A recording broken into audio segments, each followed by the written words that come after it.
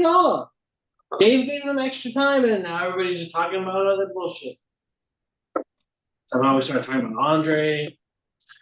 Somehow all of these things Ronnie started talking about. It's true. Okay, we're ready to go. Okay. Sharing and playing. Within the shadowed confines of an expansive cavern, our band of adventurers faced a myriad of paths, each veiled in mystery and promise. Their choice led them upwards and east, towards a seemingly mundane stash of supplies. Disappointed yet undeterred, they retraced their steps, drawn towards the shoreline where a boat and its busy crew beckoned. It was Tybalt's keen gaze that first discerned the lurking shadow beneath the waves, a mysterious creature that remained elusive, urging the group towards caution. As they approached the vessel, the air thickened with tension. The crew, now revealed as cultists, were embroiled in the laborious task of unloading both mundane supplies and sinister body parts. Amid their grumbles, the name Gadriel emerged, whispered with a mixture of dread and reverence, hinting at the cult's intricate hierarchy. Sensing an opportunity, Tybalt suggested sending Ravi to spy, hoping to glean intelligence from their unwitting foes.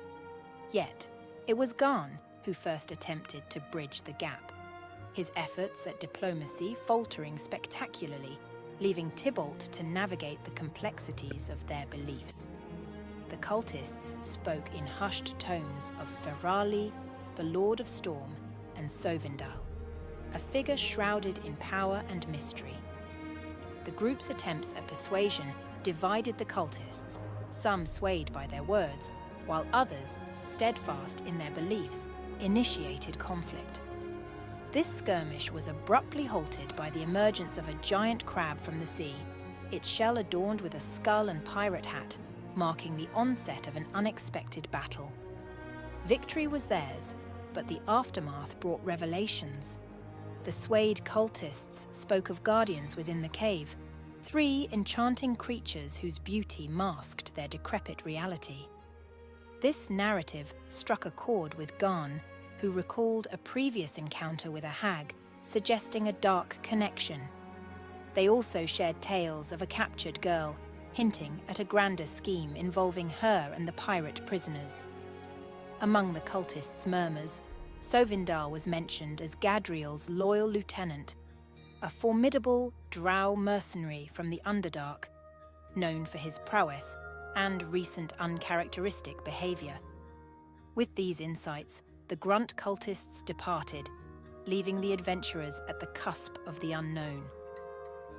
Standing at the mouth of the cave, the group was now poised to delve deeper into the darkness, their resolve steeled by the tales of deceit and danger.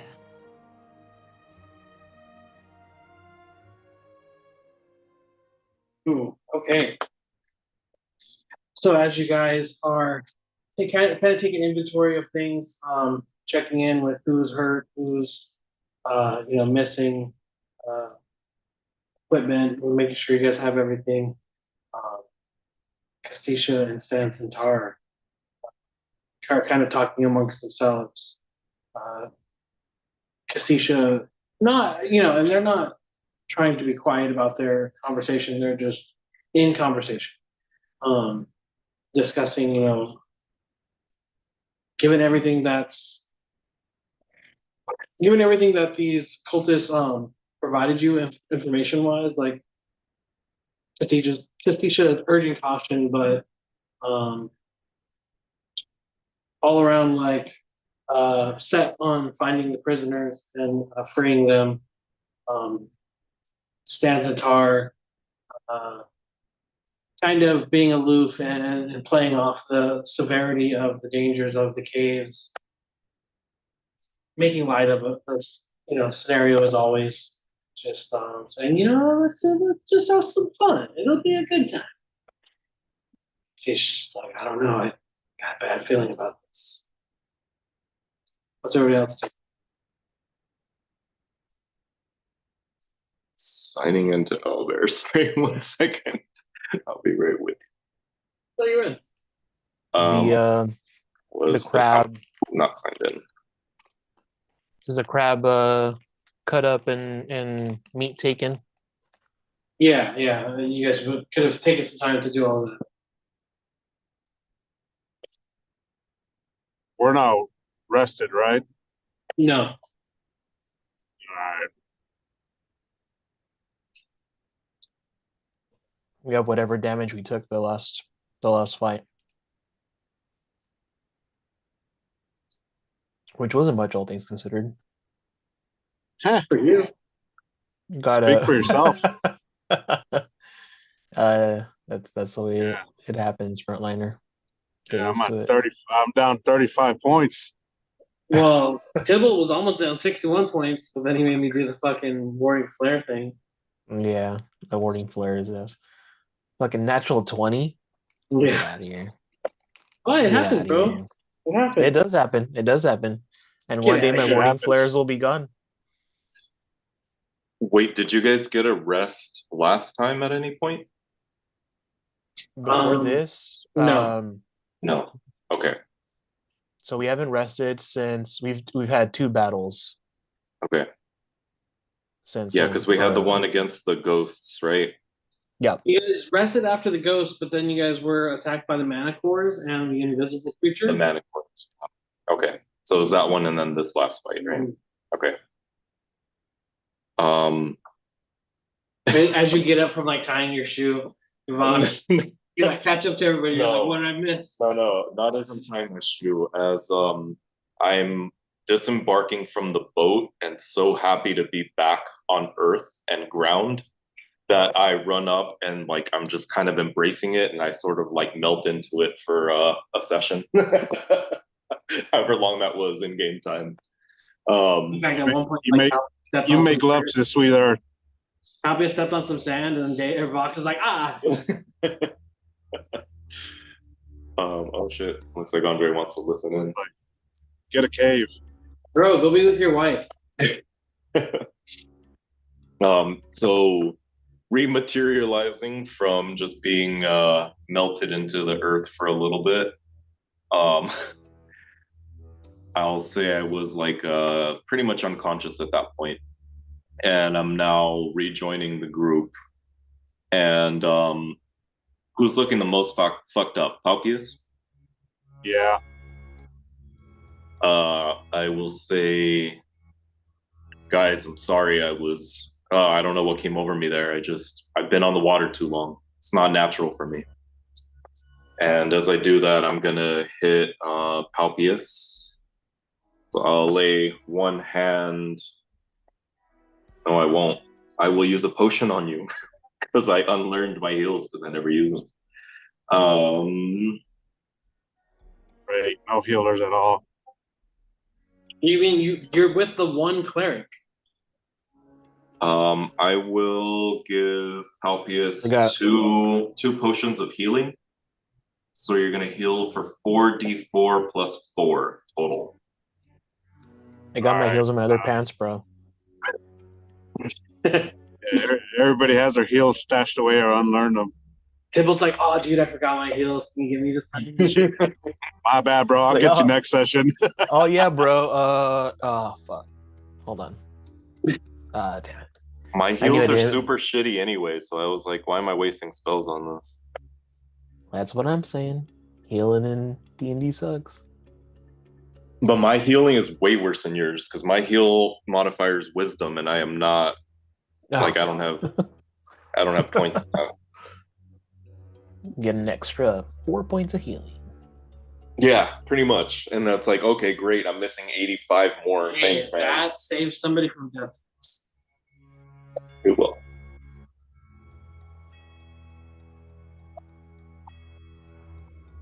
How much do I heal again? You're gonna do a total of 4d4 plus 4. If you want me to roll it for you, I can. Yeah, if you don't mind. Okay, no problem. Have Susie do it. Teacher. I'm just listening to you guys. So you heal for a total of 16 life cell. Nice. I'll take that.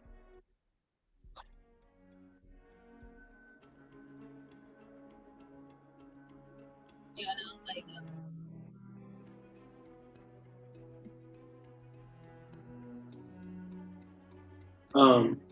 Cool. So yeah, you guys are, recovering your, licking your wounds, kind of patching each other up. Given the information that you guys just received, do you guys have any questions for Castisha or Stans and Tar at all? Oh man, that went by so quickly. There's a lot written down here.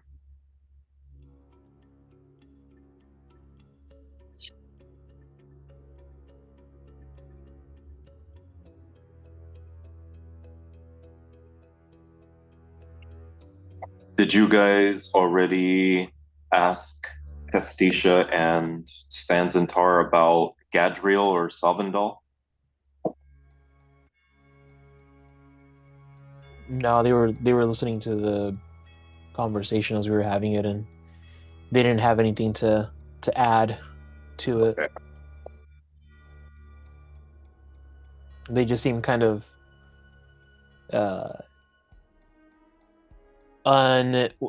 unwilling to accept the danger that we're about to be in.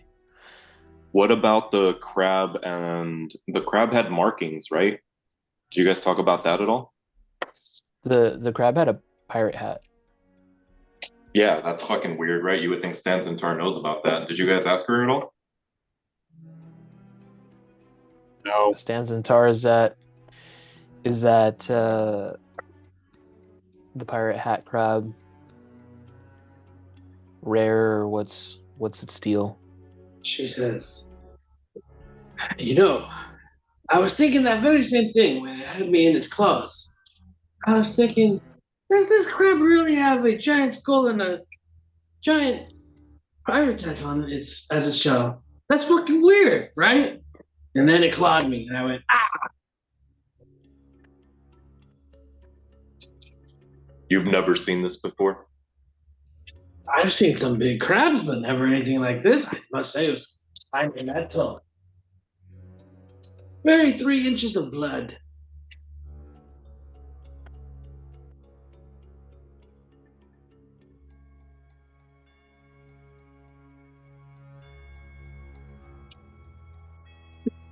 I done did it. Don't fucking look at me right now.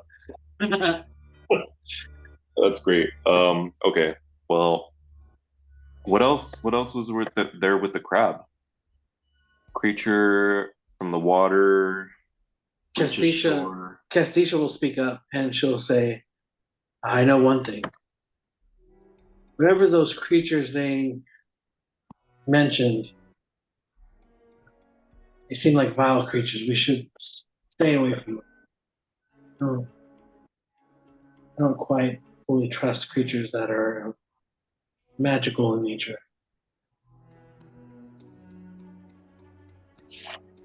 Creatures being the crabs? The crab? No, the cultists would have discussed that there is somewhere in the caves is a special like alcove where these 3 beautiful creatures exist in, and they're very powerful magic users, and they are seemingly tasked with maintaining a supply of body parts for the creatures. They mentioned that they usually just leave the remains kind of at the water's edge. They come to collect them, smile at them, compliment them, try to get them to stay a little while, but they've all had strict instructions to not go near. You said they collect body parts to feed those creatures? They don't know what they do with them. They just leave the body parts at the water's edge. Creatures collect.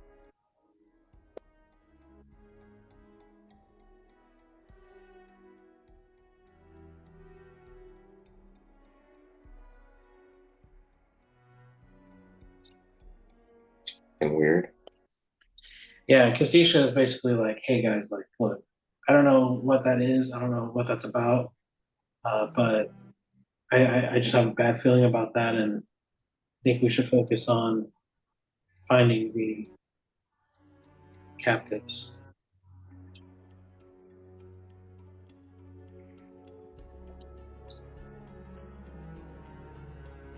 Agreed. Wherever they are, they probably have a strong magical presence. So I have something that will hopefully allow us to stay away from wherever they are. And while the conversation keeps going, I'm going to start to ritually cast Detect Magic. Move.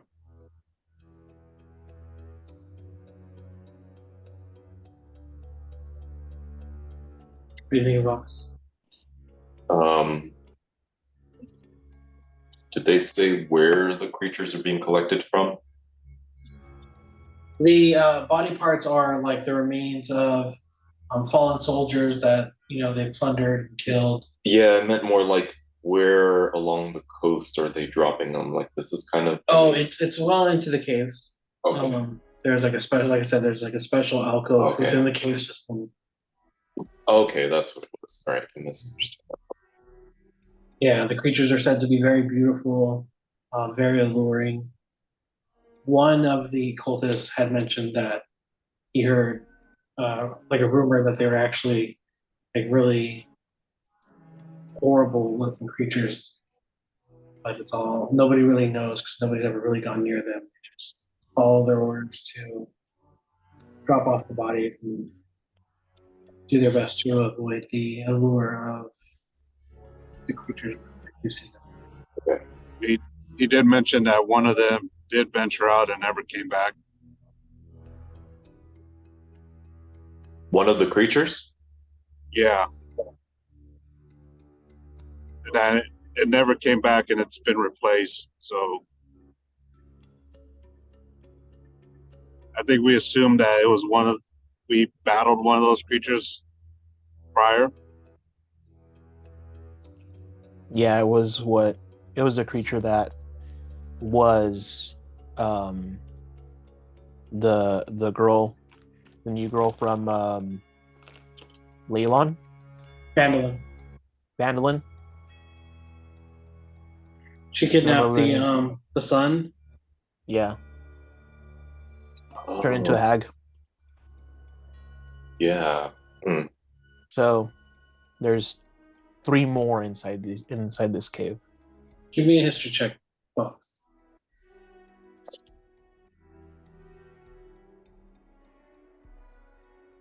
Me too, or just Fox. all right. Straight. Sorry, I'm not. Straight. That's a critical. Failure. It's a 20. Perfect. It's a 22 total. That's perfect.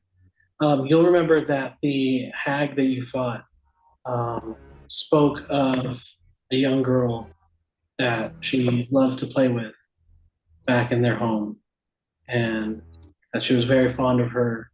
And after the little girl left her, she was lonely and sought out a new playmate, which is what brought her to Fandle. The hag is also the one that told you about Fairlight Stormstorm.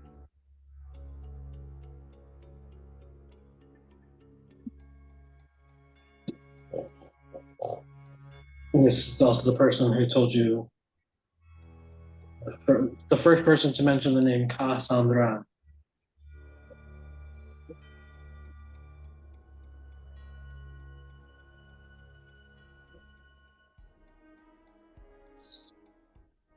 Yes.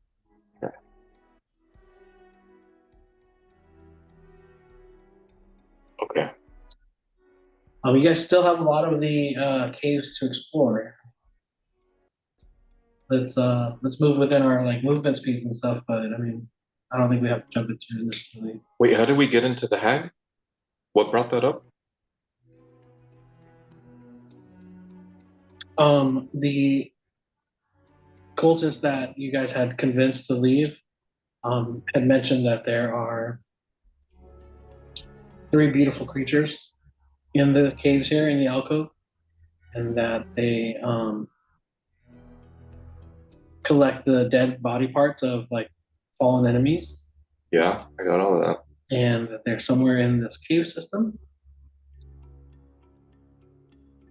And one of them heard rumors that they're actually like super horrific, disgusting. And that matches the description of the hag that we fought. Okay. Okay. Got it. Yeah, close this a bit. Thank you.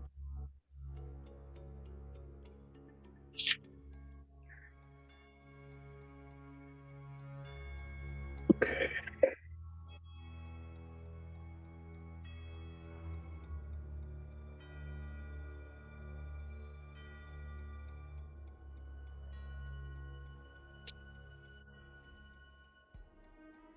Fucking stumped. All right. Well,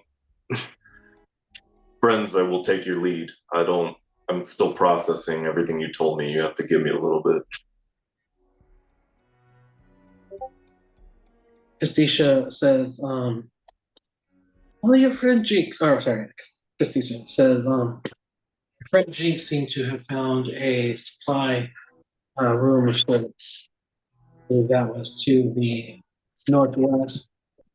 We haven't quite explored the northeast passage either. What do you guys think is best?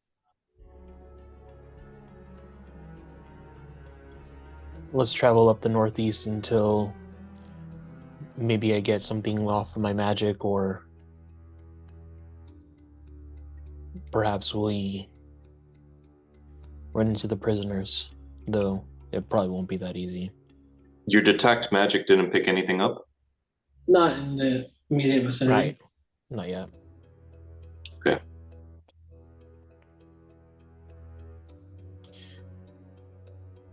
Lead the way, Tibble. Right behind you. I know DM Vox had put up his Pass Without a Trace. I would say it's still up, yeah. Okay. Because I don't know I'm if not it's going to waste the spell slot for him just because he missed. So heading north up the ramp, this is where the cult members were putting the body parts and all that stuff. Doing a search of in here, is there anything worth grabbing or taking? Give me an investigation check. Okay. Lost my owlbear. Here. Owlbear. I don't see it. I only see it on the Zoom. So I'll give it a second to load. Sorry, what'd you get, Edgar? You said investigation, right? Yeah. All right. I'm gonna give myself guidance as well. Okay. Okay, good thing I did. 11. With an 11, you see that it's mostly just plunder. Some like fine silver. Lots of forks and knives, some platery. Maybe like a nice silver like pitcher. Some scattered coins. But I would say only maybe about like 50 golds worth. And then as you look through it, you do see that there is a crate that has 2 potions of healing. So Give those All to right. Box. Well, I mean, Vox. I have a couple. If you guys need any, definitely take them. What are you doing, guys? I'm trying to figure out where my owlbear is. It's just all blank out of nowhere. Drop your token. But I don't even. Just drop it and then I'll do it. Okay. I have to activate something on your token for you to see. Okay. Where did you drop it? Palpius, do you have any health potions? Yeah, I think I got like 4 in my bag. You've had potions all along. Yeah. That's great. I have quite a few. I've been like stockpiling them because I've been Alright. using my healing spell for a while. So if you need some, grab them.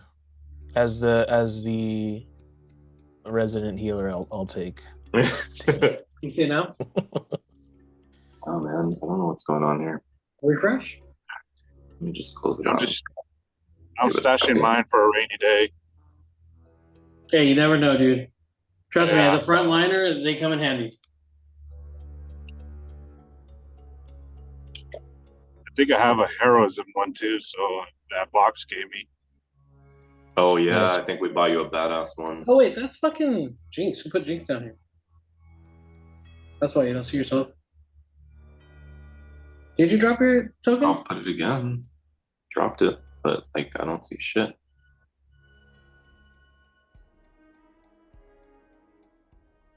Oh, So I my see. pointer. Okay, yeah. I'll put.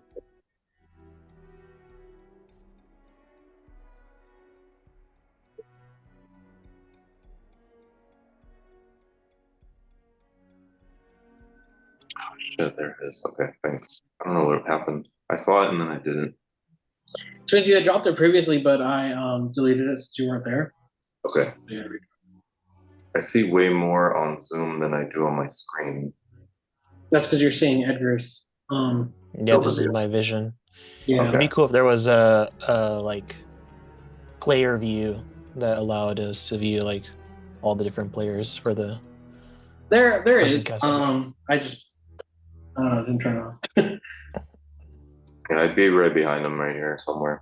Yeah, don't say that Palpius kind of falls alongside you guys. You know, just fine. But yeah, so Edgar, you're able to find some like loose change. You know, some like Okay. some things that you would understand why maybe a pirate would take that to try to like resell it somewhere. Yeah. And then 2 potions of healing. Okay. Moving along. So as you move And we're along, done. you see that this is kind of a bit of a dead end. There's about a 15-foot drop down to the floor level. Okay. As we get to the end over here. Yeah. Is it lower where I am to the point where I can just drop down? No, it would still be about 15 feet. Okay. Do we take full damage on 15 feet? No. I mean, give me an acrobatics check. How about that? See how. Okay. Either acrobatics or athletics, whichever you choose. Wait, we're going down and what is going on right here? Is this just like you just walk through this way safely? Yeah, like that's like the Yeah, Oh, you can. Edgar just wants to jump off for no reason. Yeah. Yeah. I mean, you can spider climb, so you can just literally walk down. Edgar's at a bit of a. I'm gonna do that as I'm walking down the cliff. I'm gonna be like, hey, you might want to go that way. You're just like it's a nat one. Edgar. Damn. Edgar. About to get punished. Roll me a d6. Okay. Oh man. It's a 6. I wouldn't be able to like help him as I'm like climbing down. Give me a athletics check. I do? Okay. Yeah. If he's jumping down near your vicinity, Fuck, I suck at athletics. That's a 13.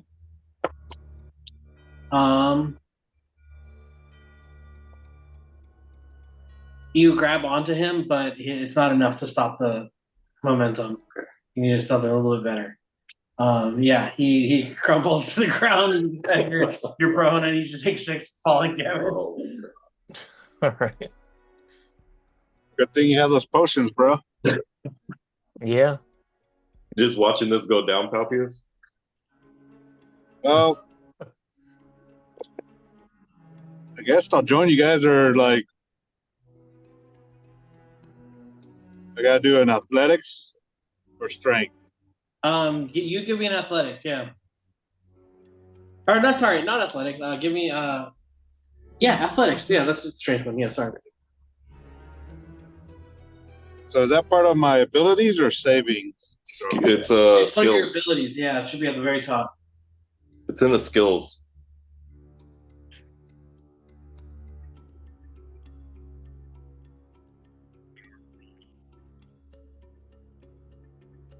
Oh, I'm sorry, dude. Probably I totally forgot you're driving. Let me just do it for you. He's like trying to I do was it. waiting. Wait, you have my character sheet, right? Yeah, I'm the fucking DM, bro. Everybody's character. Bro, I don't know how this all works, so Yeah. My I'm bad. I'm a no sabo when it comes to D&D, bro. Hey, see, you get it. Well, you shouldn't have asked me to help because that wasn't great. La cagas, güey. Bro. Yeah, no, I'm sorry. What did you roll for me, bro? I rolled a 2, which was a 10 overall, but not enough. You have a +8, so As Tybalt just eats shit as I'm trying to like grab his arm. yeah, like it happens so fast that like you guys just aren't able to react in time, like enough to kind of get a hold on him, but not enough to like brace yourself to actually like brunt the weight of his fall, and you guys just like stop his arms from like allowing himself to brace for impact. And you guys each have one hand just face first. It just makes it worse. Yeah, Oh, that's he's just like, terrible. thanks, guys. That's terrible. All right, So I go someone down. tries to, like- help him. I'm gonna help him up. And I imagine that it's like you guys just walking casual, and then Tibble just like, From Didn't top, even see from the the top edge. rope. yeah, he's like From the aim top for the rope. bushes. Yeah, I'll use one of the potions of healing Yeah, because good I was idea. damaged from the fight too. So 2d4 plus 2.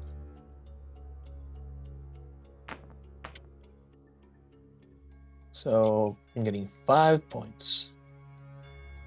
Hey, you lost 6, so that's not too bad. Yeah. Okay. We move Well, now forward. that we're down here, I want to go get.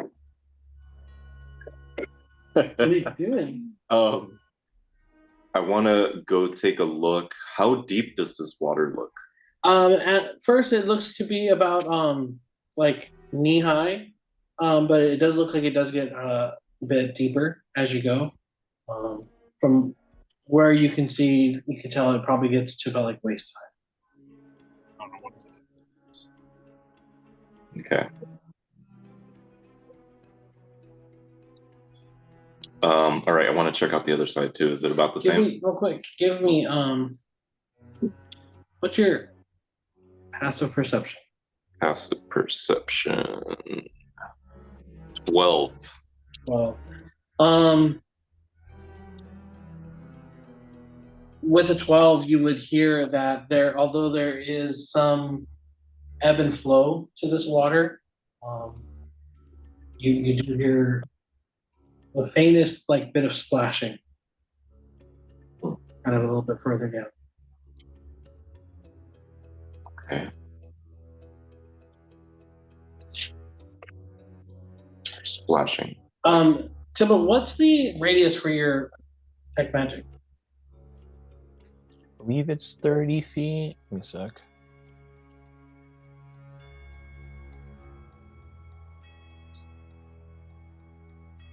take over. Nope, where'd it go?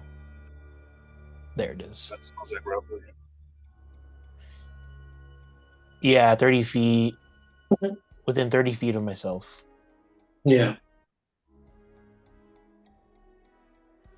You don't detect anything. Okay. So I wanted to see over here, and does this water look like it's about the same depth? This water looks much more shallow. It's about like shin high. Okay, and I mean, I don't know how much this is intended to show me, but how far down can I see? See as far down as you can see. Okay. What's this like crater thing right here? From your vantage point, it's a little bit raised. There's some steps that go up there, so the elevation would be a little bit higher. Oh, this goes up? Okay. Yeah, there are a couple steps on the other side of that pond there. Okay, I wasn't sure if they go up or down. So that's going up then. Yeah. And then Tibble, I will say that as you pass that corridor where Vox was looking, you definitely hear um, uh, faint murmurings and movement in that water. Is my detect magic pinging anything? No, nothing that you feel within like your immediate vicinity. But is there Just with something in your the water in front of us or further down? no behind you in that other tunnel too. Now there's something. There's like murmurs. You said. Yeah, like your passive perception is just so high that you would definitely hear movement in the water. Um, not more than just the general like waves of the water. It's just it's more of like it's not like beach waves. It's more of like when you're at the lake, So it's a little bit calmer, but you definitely hear movement in that water.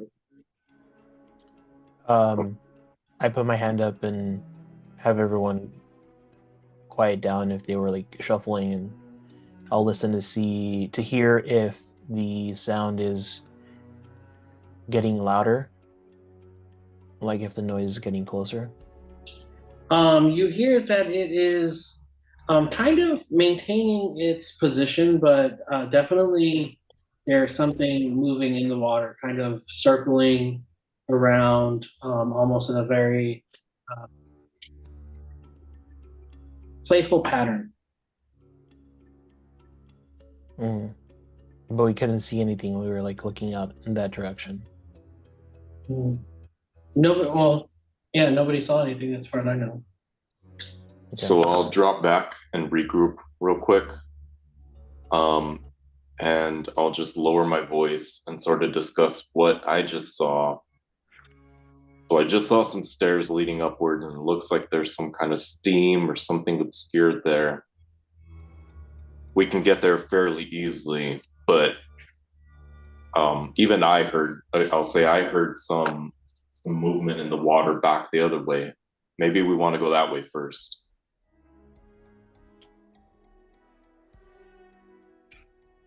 What do you guys Maybe. think? Is how high is a roof to this cave?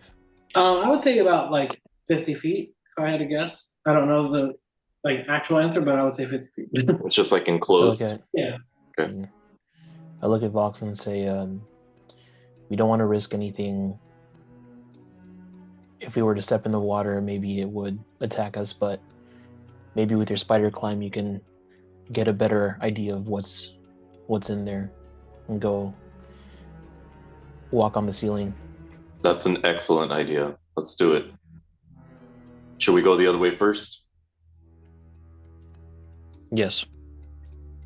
All right, we're gonna go back this way, Ronnie. Okay. And like, if this area is about the same, 50 feet, I'm gonna climb straight up the wall, and I'm walking upside down on the ceiling. Yeah. So as you take your time to walk upside down, you see that in the water here is a feminine figure who is kind of splashing about and watching you very intently, kind of curious to see who you are. And the fact that you're walking on the wall seems to amuse her. She kind of giggles to herself and is just like kind of clapping and watching with wonder as you skitter about the sides of the cave up towards the top. Very aware of your presence. At what point do I see her here? Kind of right away. Okay. Yeah. She's not really hiding herself. Like she is kind of like just, kind of poking her head out of the water. And then once you take notice of her, you'll see her kind of recede back into where it's like just above her, like, or just below her eye level. But she kind of like pokes up, kind of with curious wonder, she's kind of smiling and kind of laughing and playing. Okay. I will go back real quick, and I will just take. I'll give my allies here a brief explanation of what I just saw, and say she's unusual, but she doesn't seem threatening, at least from what I can tell. What do you guys think? Maybe I should go talk to her. I'll stay at a distance. Zanzitar says, I don't know about you, but I think she's beautiful. Keep it in your pants, Stanzator. She said that. She says, this pussy's not afraid to get a little bit wet. So you're gonna have to get a lot wet to get in there. She's like knee deep at this point. She's going ahead. Okay. And she says, I think we have some time to ask this creature some questions. Right. And I've heard tales of these creatures before. I've never seen one in person. recognizing that Stanzentar absolutely cannot be the first point of contact in my mind. She intends to be. I'm just gonna start. I'm gonna start going ahead. Are you still on the ceiling? Yeah. Okay. What about you, Tibble? What are you doing? What about you, Calpius? As your friends are like entering this cave that is like starting to get a little bit filled with water, they're kind of wading in. What would Calpius do?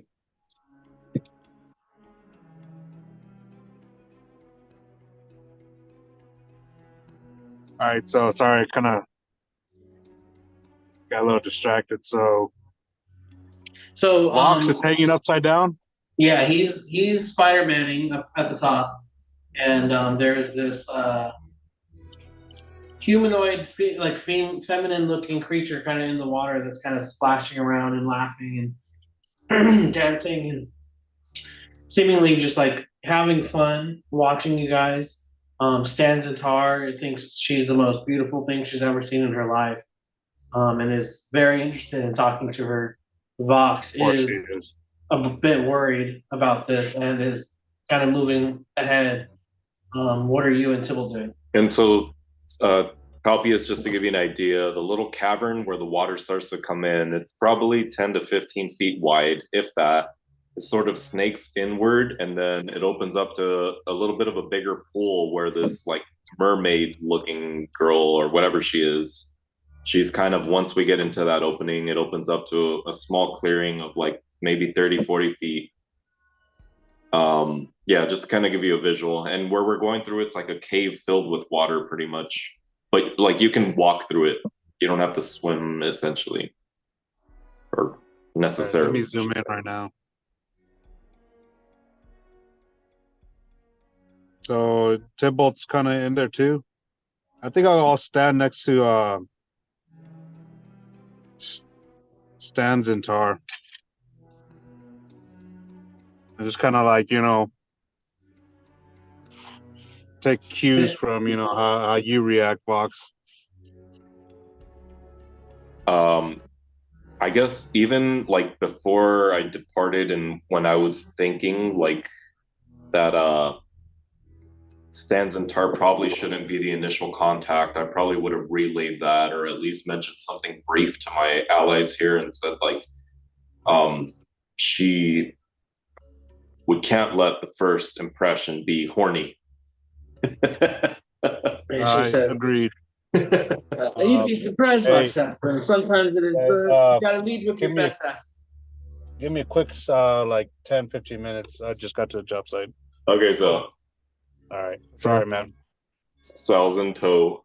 Cool. Now I need everybody to roll initiative. No, I'm just kidding. Sal was like. Can I get a? I wanna try and discern what creature this is, or I'll ask Stanzentar like, you say you know what you've heard of this creature, tales of this creature. What is it? And she kind of puts her like hand on your chest, and she's like, Tybalt. This is every pirate's dream. You hear stories of these sirens in the water, these mermaid creatures, said to be the most beautiful creatures in the sea. Very few see them. Most people that claim that they have are often deemed as crazy people. But I know that they're real. And I know that I've been destined to meet them. And here one is before us. I will not pass up this opportunity. This is a divine gift. I think somebody like you might appreciate that. Can I try and figure out whether mermaids are, the stories that I've heard, mermaids are benevolent, or if they have a siren song and kill their suitors. Give me a either history check, or you can give me a history, or I guess survival.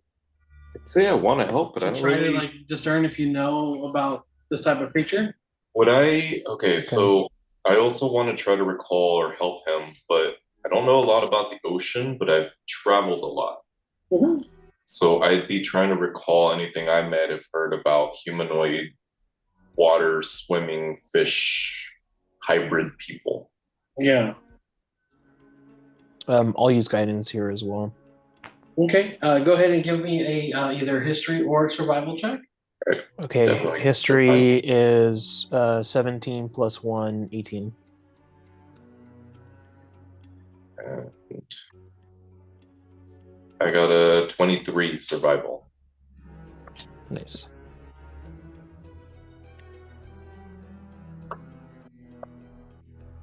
Okay. Sure. Sure. You know that merfolk or are said to have existed. Some people consider them myth. Some people consider them legend. Some people believe that they have vast kingdoms under the sea and choose their life of solitude. Only coming to the surface for in very rare instances. Um, you don't know whether or not they are like evil or good per se. I would say, True. it varies person mermaid to mermaid. Okay. Just like anybody is capable of good, other people, same person is capable of evil, and you don't know that they particularly sway one way or the other. But you are confident that these creatures are said to, despite whatever fantasy is assigned, it goes alongside their the idea of them. Um, you have no reason to believe. I mean, at least for you guys, it's kind of up to you to decide if you believe they're real or not. Mm-hmm. Okay. We'll get closer. I would definitely believe in them because I've seen way weirder shit before, especially being a Genasi. Mhm. Yeah, so I guess I'll just try to speak with her. Hello there. Sorry to invade your space. We're looking for a couple of people here. And we mean you no harm. She will giggle and kind of be a little bit surprised that you initiate contact. She'll kind of giggle to herself and she'll respond. What languages do you speak? What languages do you speak to? I'll check the obvious here. Common, Dwarvish, Elvish, Orc. Sorry, check.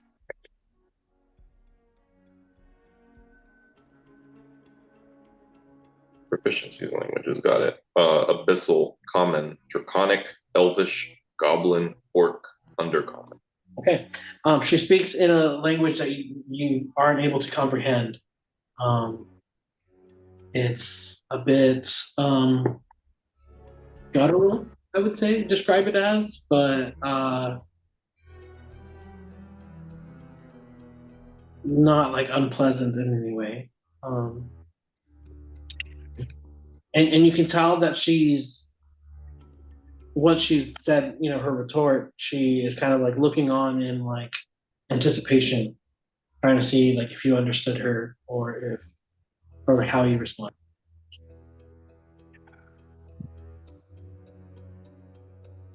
I'll I'll just kind of like shake my head as she's talking to me.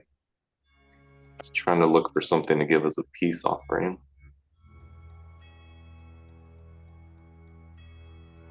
Am I able to pick up anything from her body language, or is it all just verbal? Mostly just verbal. She's standing, or she's about like from like the chest out of the water. Not defensive in any way. Not necessarily like aggressive in any way. Just kind of just there. You know, Okay. at ease. She's chilling. How big is she? She is like a medium-sized creature. So like 5 feet long. I would say, yeah, probably about that. Okay.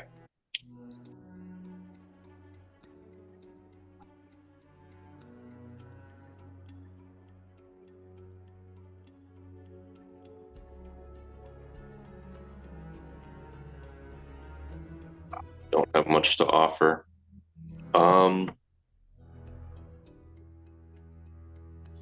Also don't lose my advantage. I'm going to approach fairly slowly. I put my bow in my I put it in the back so it's not like drawn. And I want to just start to approach slowly. As you do so, she'll kind of back away a little bit, but almost like urging you to follow her, as Okay. she'll try to speak to you one more time in this language.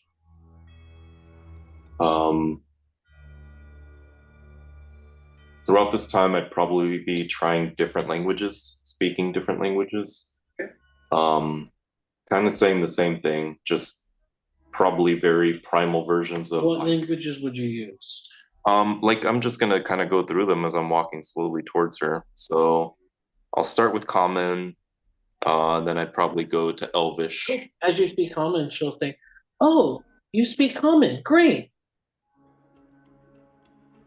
Speaking Common before. And I'll say the same thing. We mean you no harm. I'm sorry to intrude on you like this, but we're looking for somebody. We're looking for some people that are in this cave. She says, "Oh, it's just me and my sisters. Are you looking for us?" No, Oh, well, what a serendipitous uh, coincidence this might be. Come, sit with us. Let's play. do I see anything else as I'm getting closer? I'd say I probably get to like the edge right here. Yeah, I mean, you see what your character sees. So as you look across, you see that the pool kind of ends on like a solid shore a little bit further up. There is slimy seaweed that kind of is encrusted along these giant shell, like pearl, like clam shells that are like giant, kind of like set into the cliffside there. Slimy seaweed kind of in the giant clam shells, almost as if it was made out to be beds. You see that there are two more of these mermaids sitting in the clam shells, and they start to kind of rise a little bit and look over as they see their sister kind of urging you in and taking notice of you. You'll see that in the center there is a large pile of bones and like rotten flesh and meat. You see that there is a creature that's flying near those bones, and it is has like a skull and like a spinal cord, and it's just kind of flying around circular motion. As one of the mermaids seems to be just kind of like moving her hands, almost as if she's like Directing it. directing. Very playful in nature. What is Tibble doing? At this point, has my detect magic gone off at all? No, I mean everything's kosher. All right. I'd probably be where is box? He's on kind of where like exactly he is on the map, but like on this.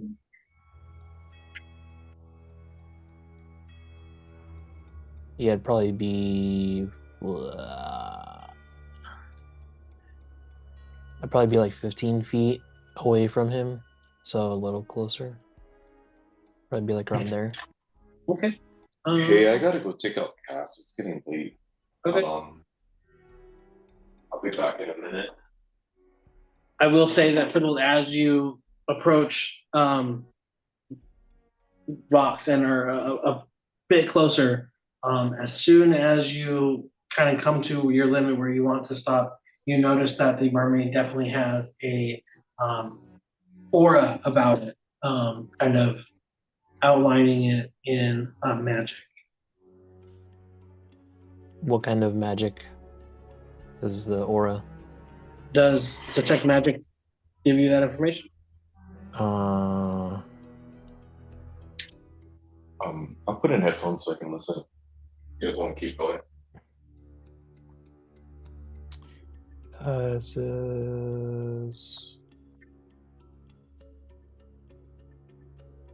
Yeah, the visible creature or object in the area that bears magic, and you learn its school of magic, if any. Okay.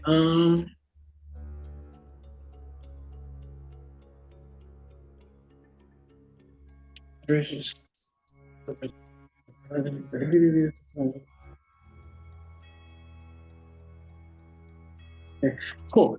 Yeah, you definitely know that this is a fuck. I don't know what kind of I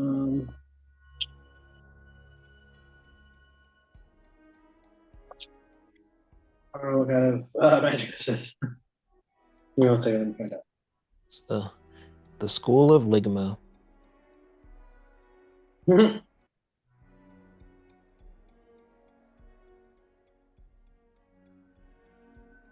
um,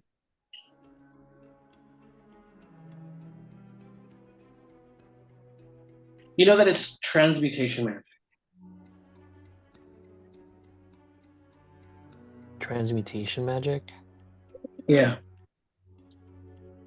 Okay. Hmm. Okay.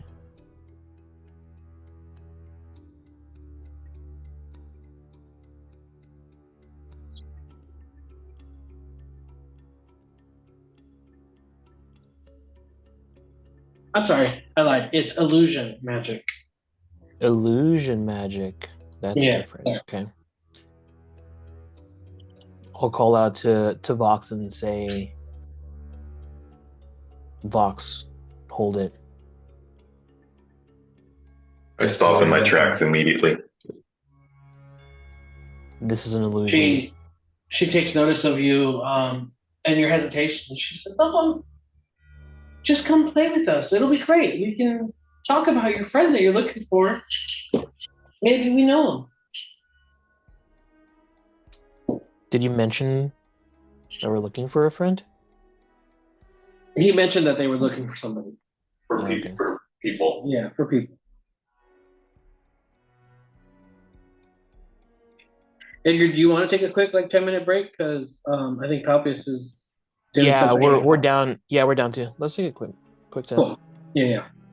That way, we don't have to hold up or just have it all be on you guys, and Dave doesn't have his map up. And For sure. cool. We'll be back. Oh wait. Okay, if I get some snacks. I'll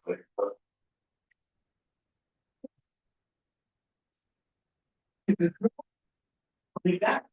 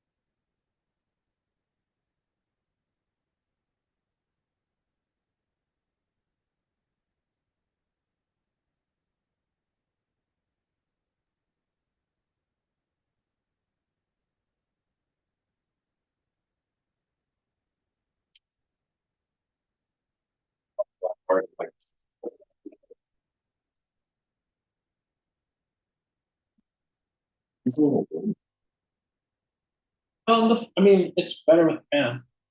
There we go. A little hot. I'm gonna turn the AC on. I bet it's like almost 80 degrees in.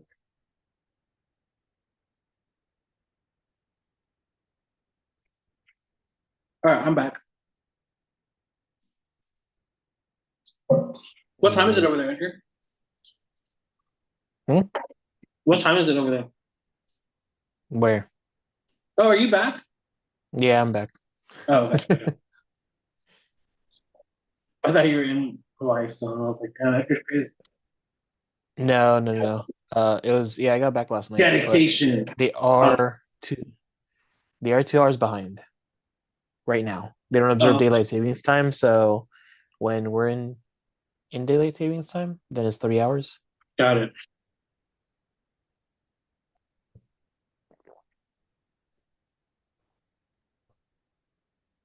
Do we know if Palpius is back? And it's okay if he's not Palpius. Just check.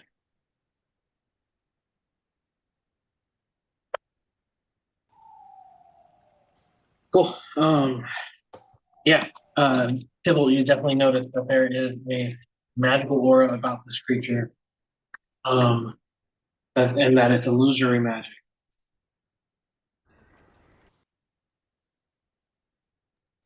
All right, so I tell Vox to stop and tell him it's illusory. We don't want to proceed any further. And And this horrible thing. Oh, go ahead. I just call to the mermaid and say, drop your veil, then we may be able to talk. And she says, a veil? I'm not wearing a veil. Come, play with us. We'd love to hear all your stories about the outside.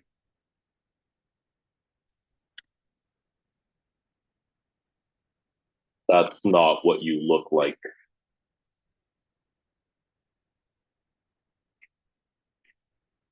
And she says, how do you know? We just met.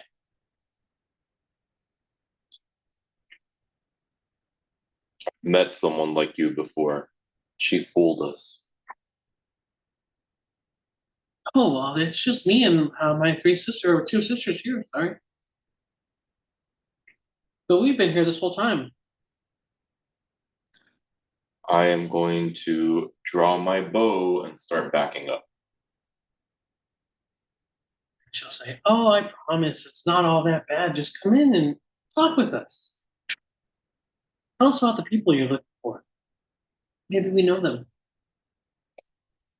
We can talk right here, like we are now. She says, well, you're no fun. And she'll start to swim away.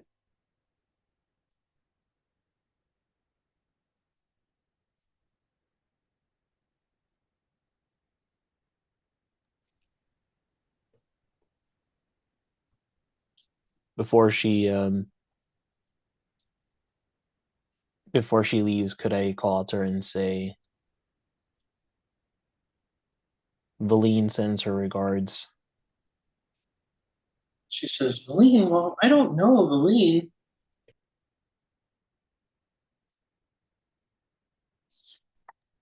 Of course you don't. We'll back up. Yeah. Back off. Sorry, I'm kind of new around here. So you're the new one then. Hey, I'm back in, guys. Okay. There he is.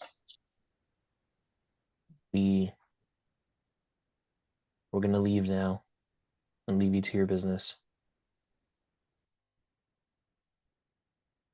Do you know any other mermaids like you, besides you and your sisters? She says, no, these are the only mermaids I know.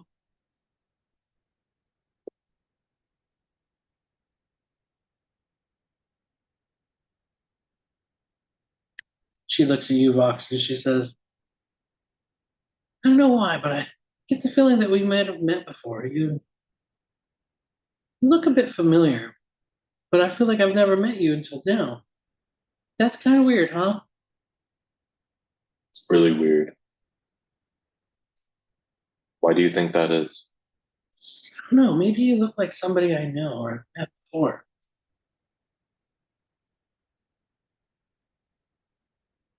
Who did you see that looked like me?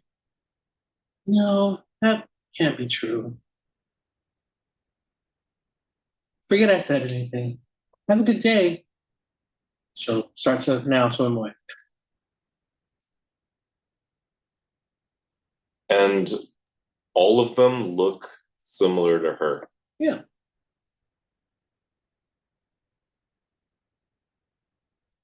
All right, I'm gonna watch her go away. I'm gonna come back down the wall a little bit and talk to my group. Guys, the last hag we encountered told us exactly like this. But from what I know, they vary from merfolk to merfolk. This might be a complete illusion, which is what I think you are thinking, Tybalt. What's our move here? Do we need to engage them? They seem to prefer where they're at now. Santatar was like, you didn't tell me that there's two more. There's three of them in there? This is by God's divine blessing that this situation is upon us. Why are you hesitating? No, that's don't believe it, Stanzantar. It's an illusion. We've seen this before.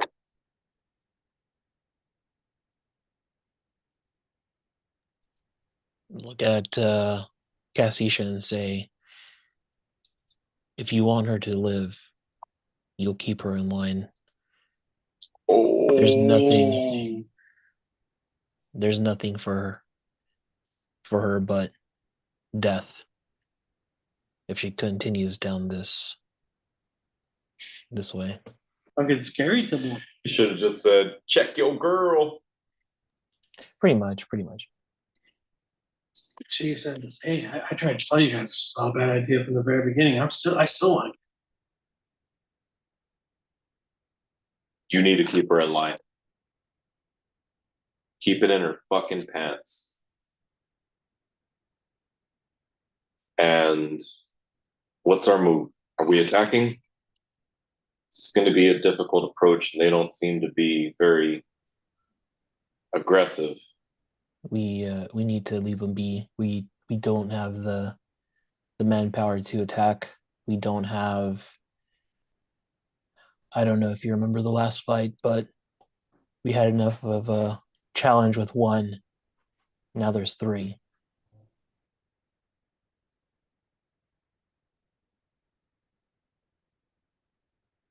But is the cult using these merfolk for power? Are they empowering the cult? How are they being used?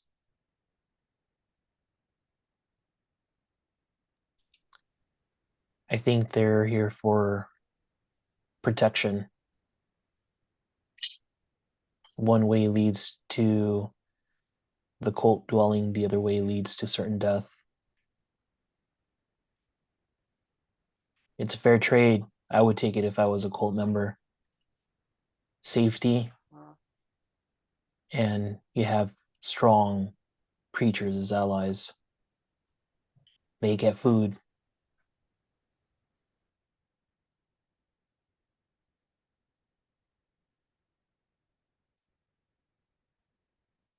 You very well might be right.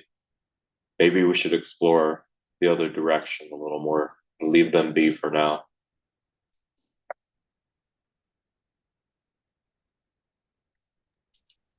Vox, they also are friends with your daughter. That's probably why they think that you look like someone they know.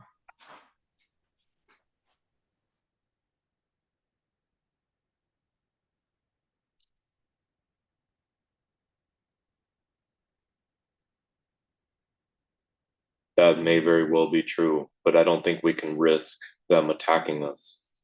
Not right now. Not until we know Right more about- about what's going on here. Right. Let's continue on for now. For now.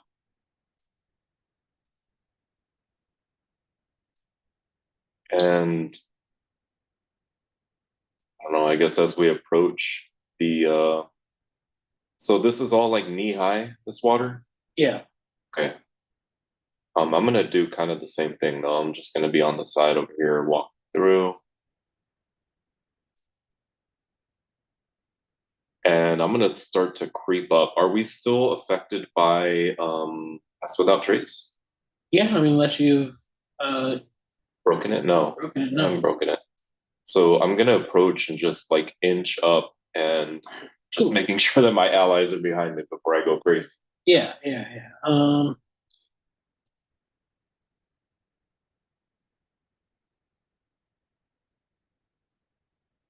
But as I do, I just want to like inch up and see what this middle thing is, or like if that's steam or like smoke.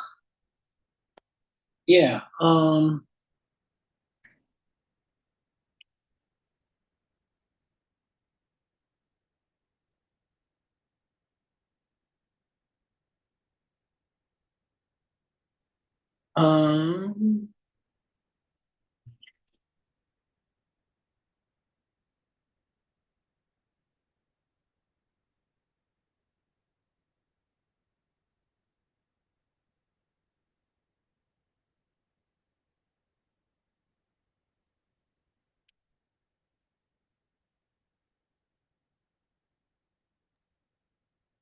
Sorry to interrupt. Can you guys give me like a quick recap of what I missed? Yeah. Let's see. So you were here when we were going into the cavern, sort of following the hag. It turns out there were 3 hags total, and they were at the end of like a little like corner dead end kind of thing. There was a little area that went on dry land, and they were there. And we remembered that the hags were the ones that were using illusion magic before, and they lured in um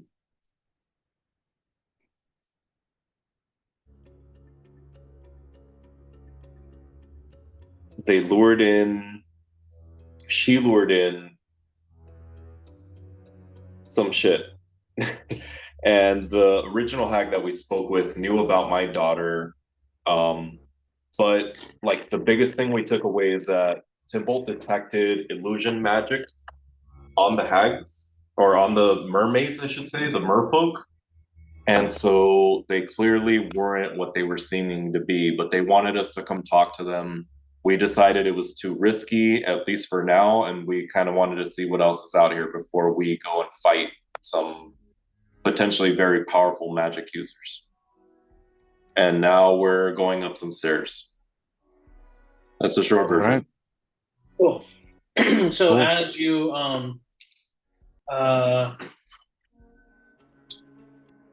continue on into the caves, you come across a small pool of water where there seem to be a few steps that lead up to the next platform of the cave system. Are you being sneaky as you walk through the water?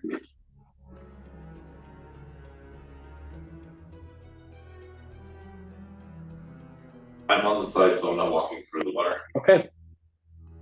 For anybody that wants to try to sneak, like walk through the water quietly, you can roll a stealth check.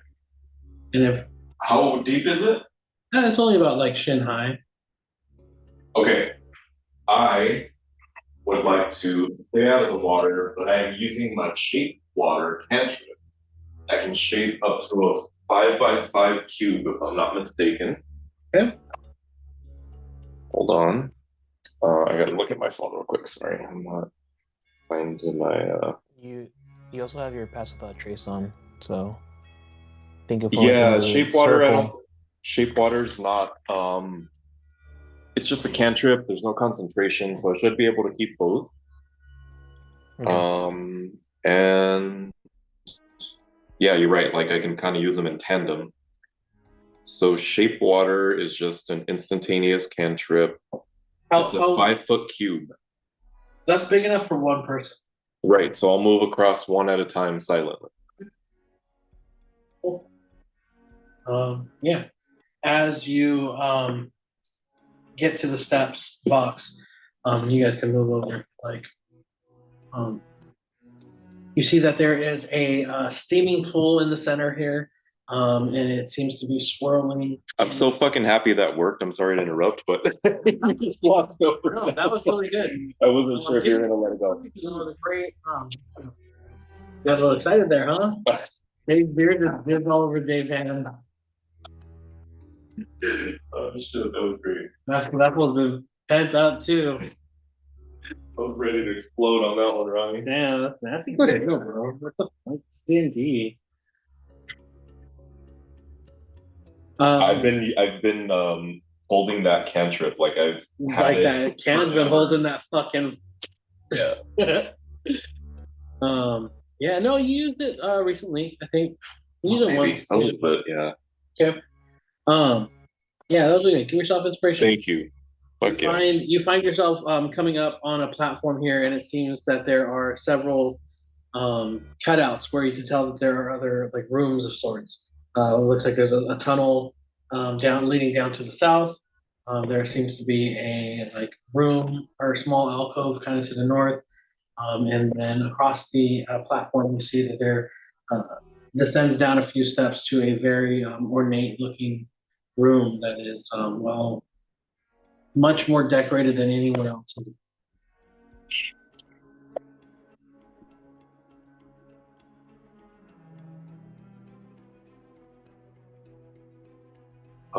Stanzentor and Castisha are up here with us too, right? Yeah. Okay, just making sure they didn't chicken out. Can we take a look at what we can see, if there's any people moving around, what they're doing? Give me a perception check. As the room itself is a bit like obscured because of the steam rising from this swirling pool here. Okay. I'm gonna give myself guidance.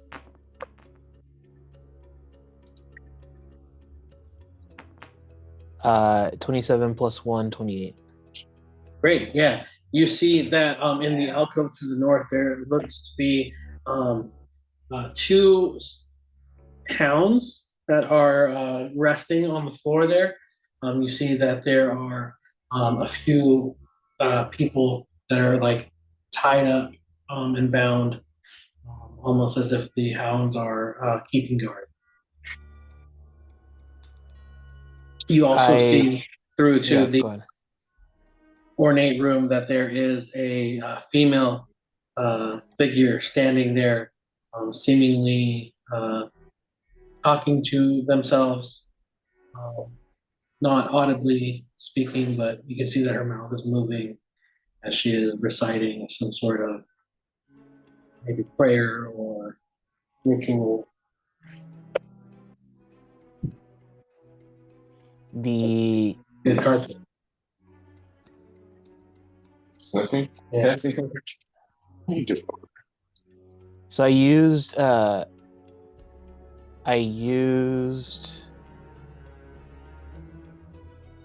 what's that spell called?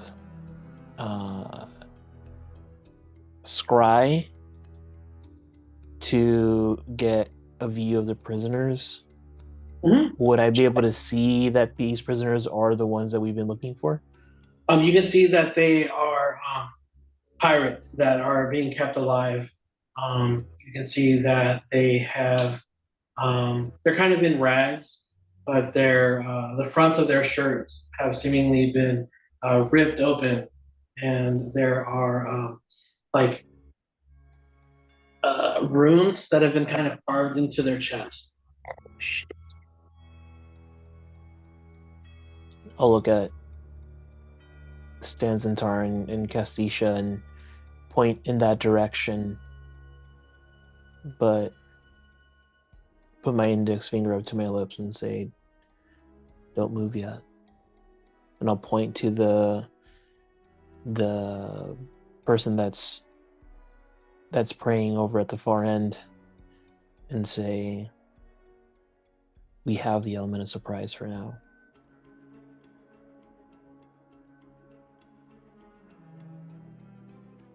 Let's move forward slightly to see if we see anything else.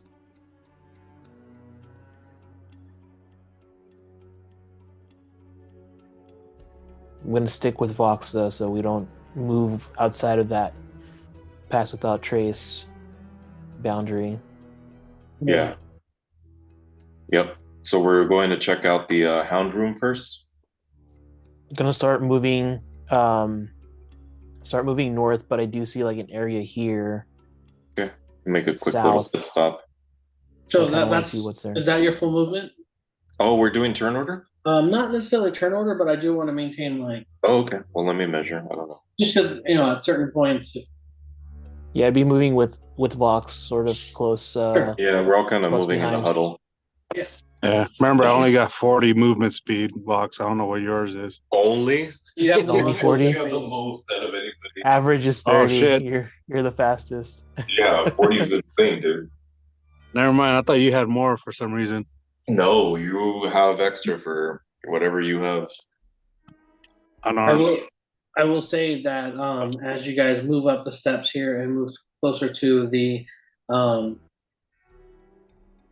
jacuzzi, whatever this thing is. Moving silent. Yeah, you guys As a are pack. moving silently. Give me let's give me stealth checks. Okay. And then With remember pass it's without trace, it's plus 10. plus Plus 10. 10. Yes. I'll do it for you, Sal. Appreciate it. Yep. 18 for me. Yeah, I think everybody passes. Sybil got a 4. Plus 10. 14. Plus 10, yeah. But with still, you guys are able to maintain enough silence as a group that the dogs, the hounds, don't notice you. They're still kind of sleeping soundly. However, one of the prisoners is looking up and is like Over there. notices you and is kind of getting like excited about it. I don't know who's leading, but I'm gonna do the And I will say that because the prisoner's kind of like like the hound will kind of like perk up its ear and kind of look over at him, not in your direction, but is noticing the prisoner. how far or how close do we get to them before that all is happening? At least halfway over here somewhere. I would say it's like as you guys are first coming up the steps. Oh shit, okay.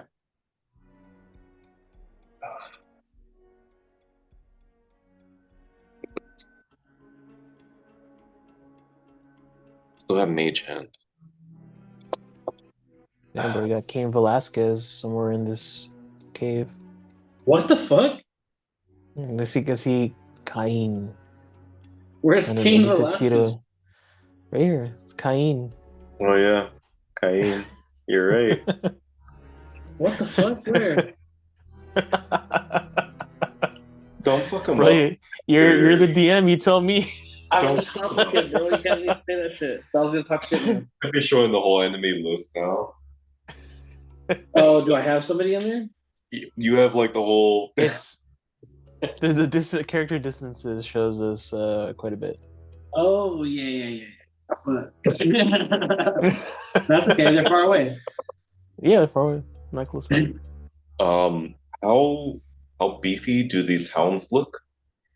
Pretty beefy. Like big ass fucking. Yeah, and as you get a little bit closer, I'll say that you are able to notice that not only are they above average in size, they're much bigger than I would say they're the size of a Great Dane, but the build of a Rottweiler. So 150 pounds or something. Yeah. Big. No, yeah, they're tanks. Okay. They're Chihuahuas. Yeah, they're what Chihuahuas think they are. Okay. Not only are they a lot larger than hounds that you're used to seeing kind of in towns and villages, they seem to be uh, crackling with frost. As like they're like frosty kind of like bro. or like billowing away from it.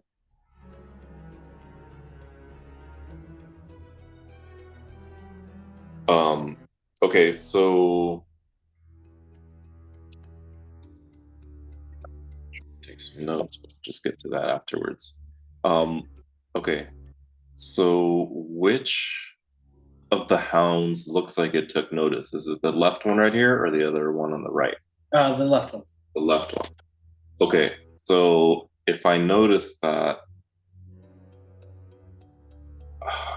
is this in the middle right here? Is this like you can't see through it, or like No, it's just like foggy. It's kind of Just like foggy. obscured vision. but Yeah. you can see through? Yeah, like if you wanted to do like a perception check, I would say it would be like X because of the obscured vision. Let me ask you this: like, if I'm looking straight through here, can I see this wall? You know that there's a wall there, but like you're not able to make out like the definitions of like the jaggedness of the rocks, or like Okay, so if I were to move around here, it would be pretty hard for this guy to see me. kind of, yeah. It'd help a little bit. Yeah.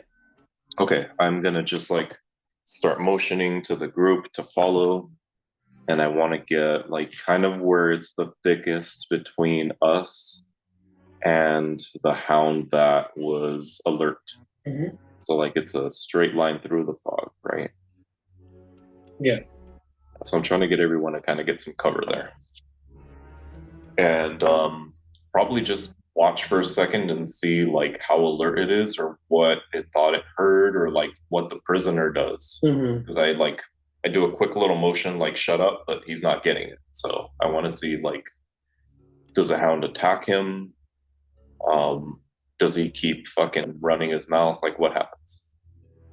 The hound doesn't attack him, but is now kind of like more alert. Is kind of still laying down, but his head's up, and he's kind of like looking at the prisoner, kind of wondering why he's like acting this way. He'll even like growl a little bit. Okay, but he's still facing the prisoner? Right. Okay, so his back's to us, kind of. Mhm. Okay. What do I see now to the south? To the south, you see that there is a storage area of sorts. It looks like there are a lot of crates and barrels that are like piled up on each other. Very organized. Very like this is very much like their storage area. You see that there are in that area there are like different outlets to other tunnels. So there are even more passages here. I think I am intrigued by a potential storeroom where we can pick up some more supplies.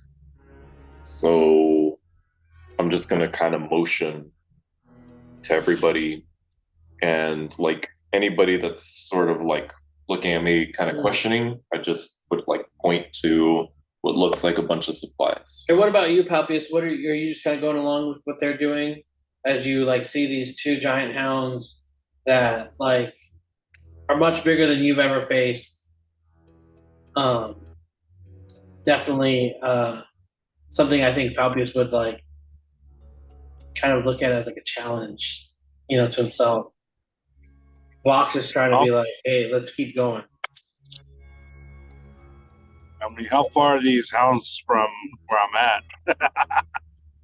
Right now where you're at, it's 60 feet?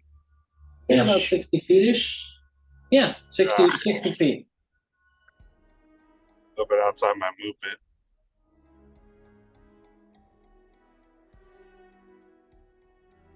If I even see him like not wanting to do that, because like I said, I'm sort of making eye contact with everyone. If I see Palpius isn't into it, I'm just gonna kind of whisper like, "All right, man, what do we do? What's your plan?" I smell challenge. What about this other motherfucker over here on the west side? There's a fancy looking room over there. Feel like there's gonna be somebody strong in there. This is close enough where they could yell and he or she or whatever the hell's in there could come.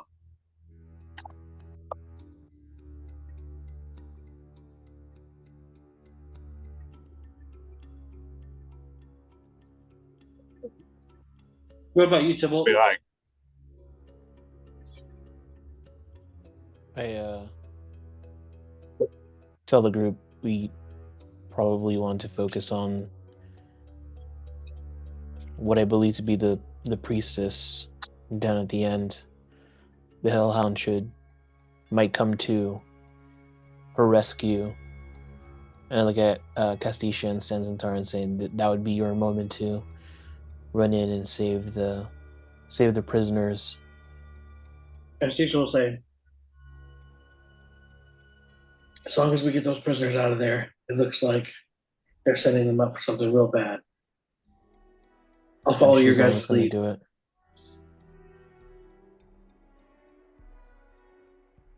Sneak attack on the priestess.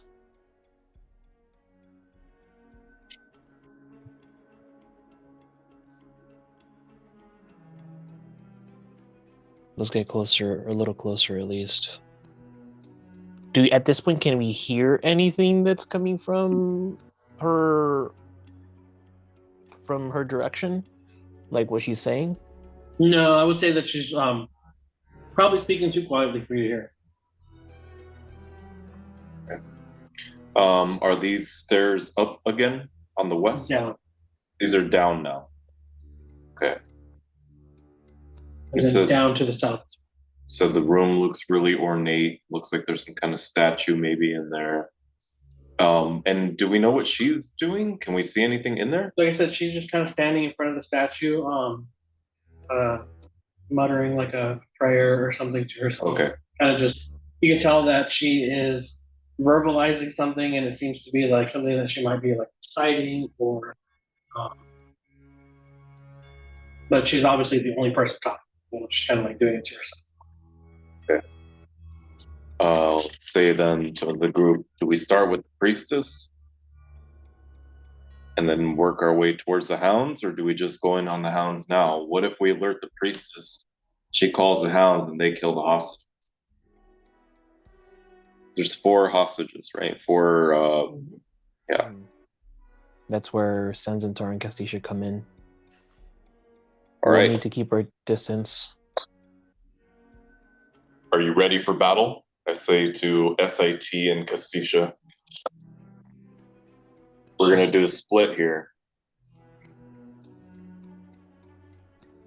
She says, I've been ready this whole time after you didn't let me pursue those beautiful creatures. I need to get this energy out of me one way or another. You harness that energy. She said, oh, baby, I got to harness. Yeah, every time. Every time. Where do you come up with this shit? Hey, you inspire me, bro. Okay, so moving on. I guess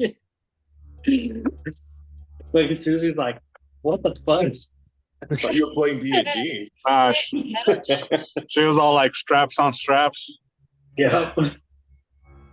I'm going to cast Bless on us 3. Nice. What does that do?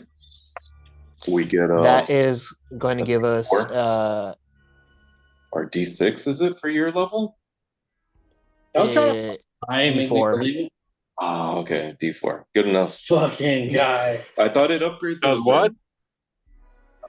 No. Wait, explain it to Poppy, because I don't think he's ever used it.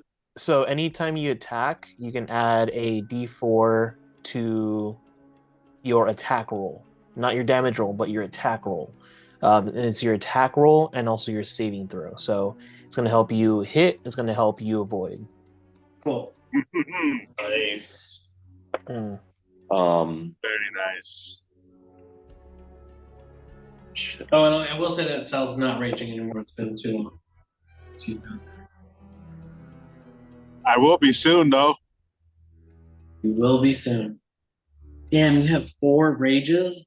Bro, what the Oh, fuck? actually, wait, did I mark one of my rages? You marked 1. Yeah, you've only used 1. Okay. So then I'll use my second one. I have a 90-foot range on my hunter's mark, and it doesn't say that it's visual. And I don't know if we ever or if you ever decided how that's going to play out. What is it? What is It it? doesn't. It doesn't say that there's any visual component. It just says you choose a creature that you can see within range, and mystically mark it as your quarry. So that's where the subjectivity comes into it. What does that mean? And then it says until the spell ends and blah blah blah, but it doesn't comment on anything else, like in terms of visual.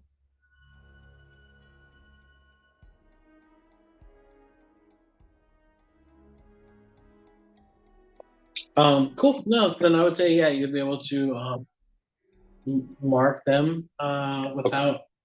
So, okay, under the, like, where it says components, what does it say? V. Oh, so it's just verbal. Yeah, it's just verbal. Okay. How do you, like, mark her? Like, what do you say something, or? No, I'm just gonna have one. But it has to be something you say. Okay, It's a verbal component, so you have to say something. you're right. I haven't. And I'll let you just flavor it however you want to flavor it. Like, you can Yeah. be like, I don't know if you want to have, like, you know how you have your, like, that's one of my enemies or whatever. Yeah, no, I'm gonna do. Like I said, I'm still gonna follow this. So I'm gonna say, light the way, and I point, and one of my little fireflies Cool. is gonna go and just kind of swarm and make it like give me a better target. Yeah. I gotcha.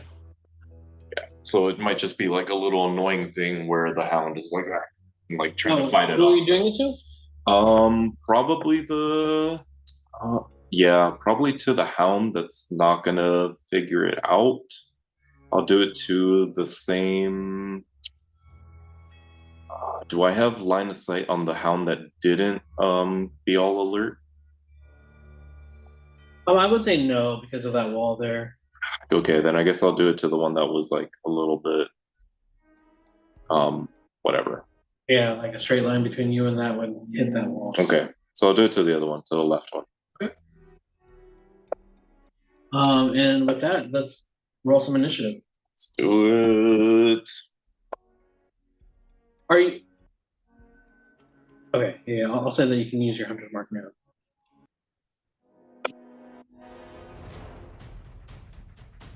So does that blessing help with the initiative time also? No, that's a skill check. All right. You want to roll initiative for me, bro? Yeah, I got you, man. So with us having not them having not detected us or anything, do we get like a surprise round, or are we just jumping straight in?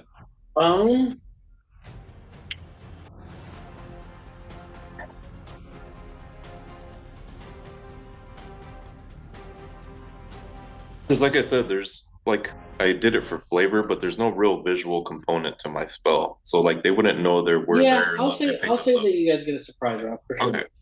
Thank you. That's fair. Okay. So I got a 17. Do you want me to just write? Oh, you have it on there, right? I have it here. Follow along. Apparently, Palpius just has advantage on initiative rolls. What? Damn. It might be a piece of armor. I like that. Might be a common one. That Yeah. his class would have. Okay. Let's see. Can you tell me what it is, please?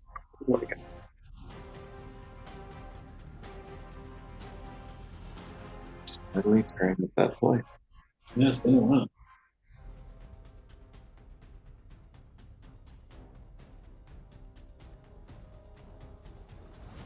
Alright, let's add you guys all to the initiative we have.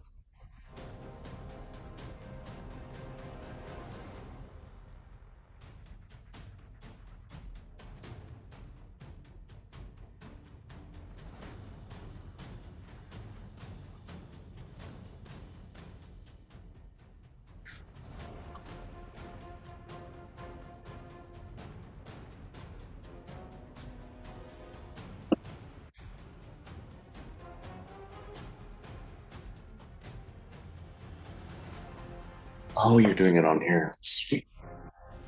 Cool. So, Pipple got a 19, right? Yep. Yep. And then Palpia's got a 7? 16. I got a 17, I think.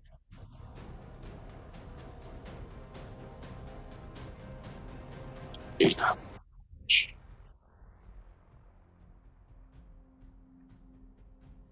I can tell you right now. Initiative roll, self pick. I don't have one for you. Oh, I got like 17. Oh wait, no, yeah, it does say 17 here. Cool.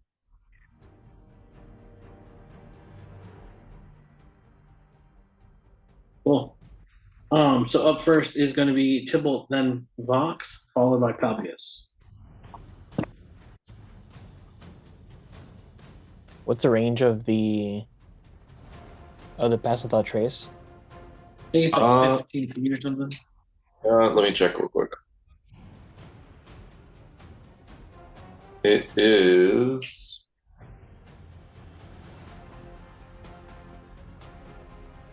30 feet.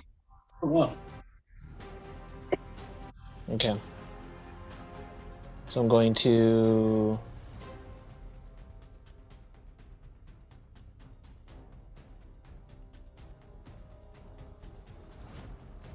move here to stay within the boundary.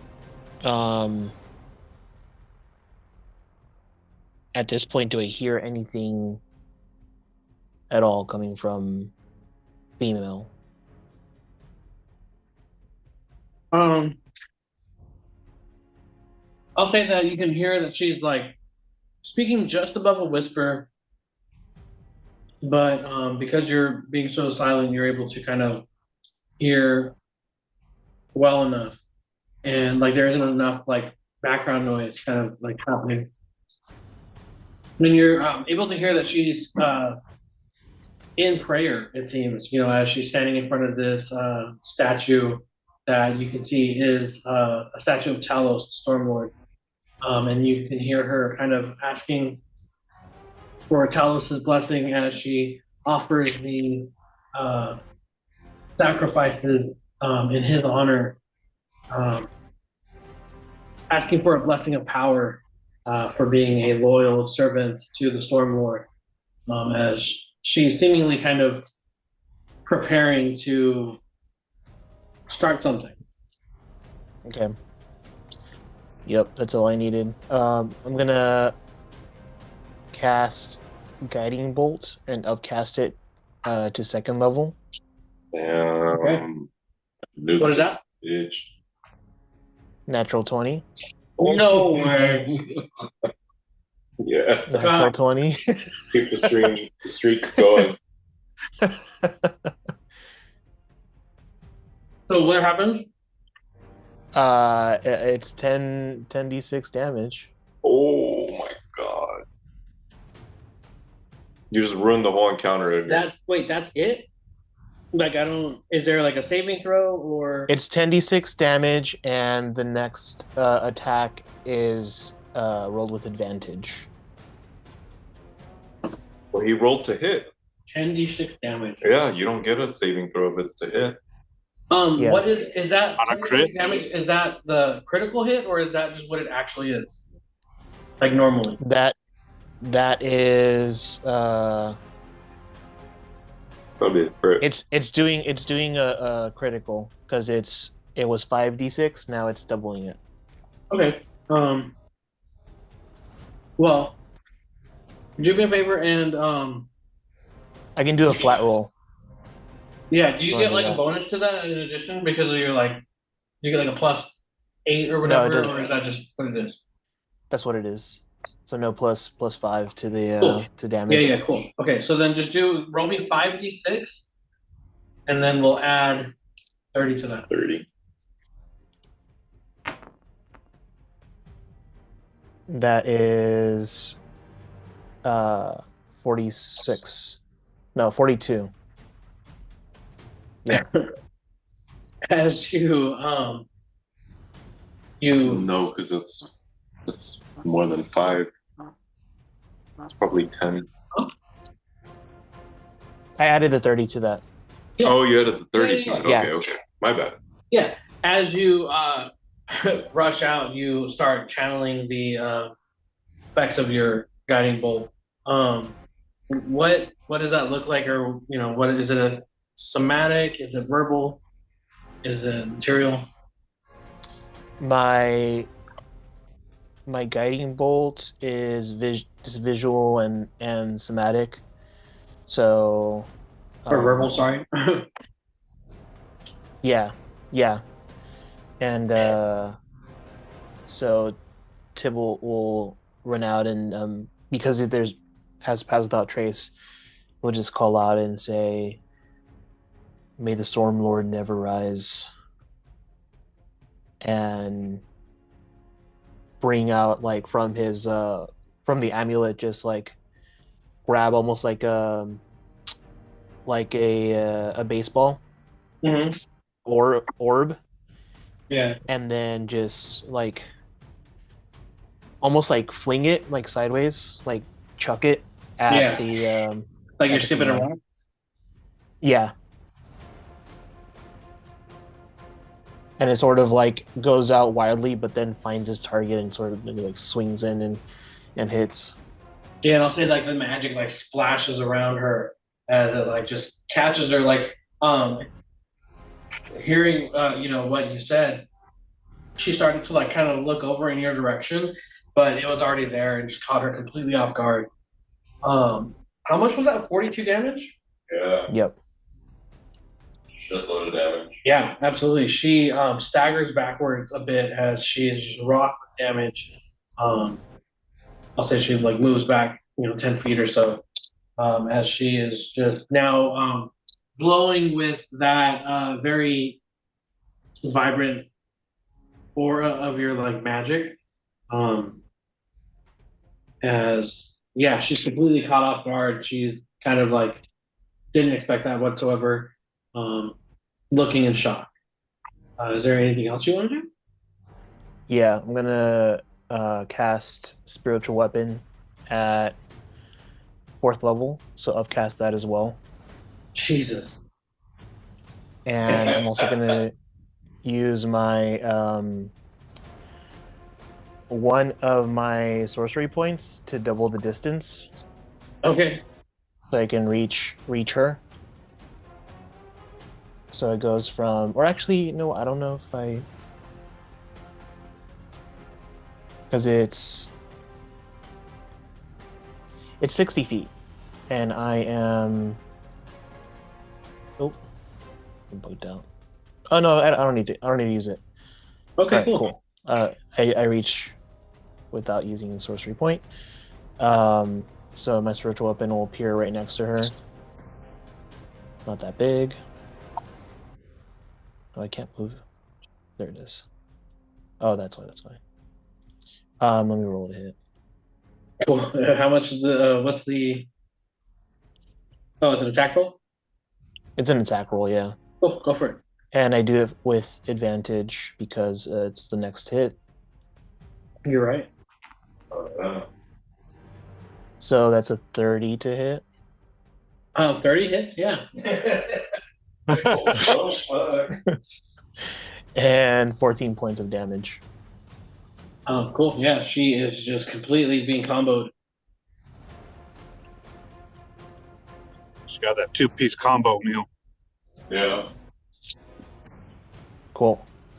And I will hold my position. And that's it. Cool. After that is Vox followed by Pelpius. Okay.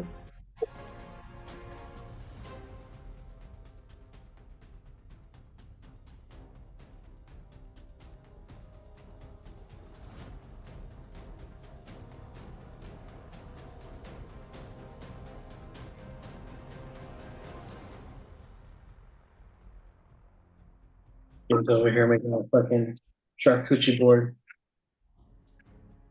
It's called an adult lunchable. Going to sell. Grab some. You know it.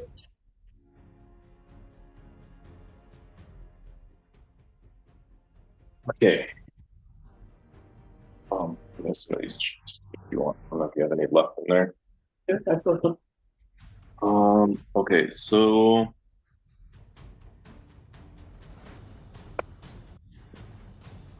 Dibble's already fucking that one up. And the hounds haven't moved, or they're... Well, your turn first. I know, but are they engaged? They're like, yeah, aware. Okay. I am going to... At this point, the ruse is over.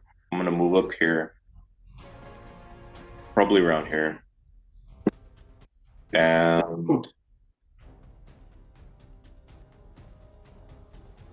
I'll take a shot with my oath bow. It's got it's marked over here. I don't know if he has a name. And it's going to be 17 to hit. That is. Okay. And he has his thing on him. So it's going to be damage. So it's 9 plus 2d6. I'm going to use my Swarmer and my Hunter's Mark there. 7 more. So that's 16 damage on the first hit. And I'll shoot him again. Cool. 16 damage? Yes. And the second one's a 16 to hit. 16 hits. So this time it's going to be a d8 plus 3 plus the Hunter's Mark again. So that's 9 plus 2, so another 11 damage. And that's my turn. Yeah, as your arrows rip into him, you hear him like let out a yell. Yeah. He kind of starts to like stand up. He like staggers a little bit, caught off guard by the attack. After that, it's Palpius. Palpius, you are standing in a room that has a swirling, kind of like jacuzzi-looking feature in the center. As the water is swirling around rapidly, hot steam is rising out of it. To your straight ahead, I suppose, you see that Edgar is attacking this woman who was like praying, and is she got pretty rocked by that, and then Vox jumps into action, kind of to your right a bit, attacking a dog that's guarding the prisoners in the north. What would you like to do? You're raging, obviously. Who's closer to me?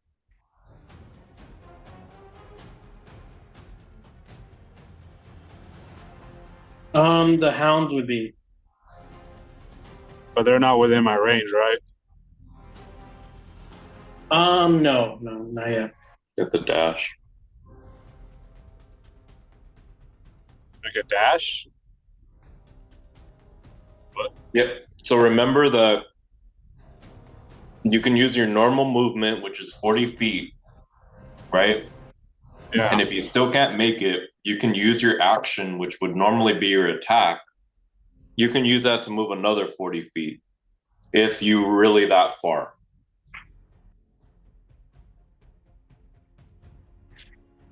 That's my bonus action, right?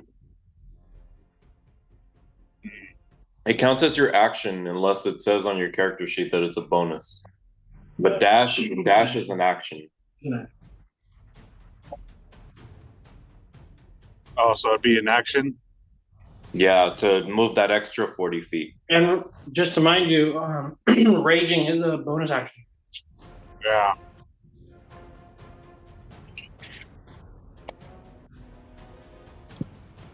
You want some you know death what? sauce? Sure. I'll go ahead and just do that. I'll use my bonus action to rage. I'll move my 40 feet towards the hounds. Are they closer, or is that woman closer? The hounds are closer. Okay. I'll go towards the hounds, and then use my action as to dash.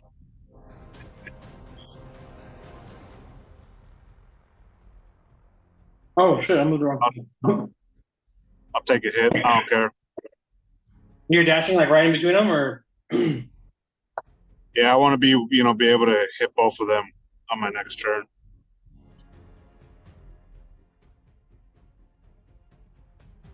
cool. Yeah, so you can get within like range of them, but you wouldn't be able to attack this turn. But you are raging.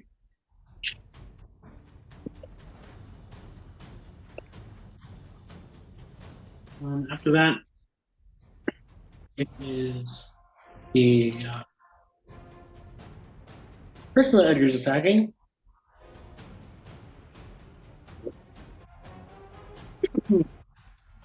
She will kind of like gather her wits about her as she says, "Who dares interrupt my ceremony? Feel the wrath of the Storm Lord. Bow before his might." And she will. Does she get your spiritual weapon? Does that give opportunity attacks? I don't believe so, right? No. 'Cause it's an item. Opportunity attacks? I don't think so because it's just like a spectral weapon, so Yeah. I can't Okay. like. I Yeah. think pretty sure that's correct. Okay.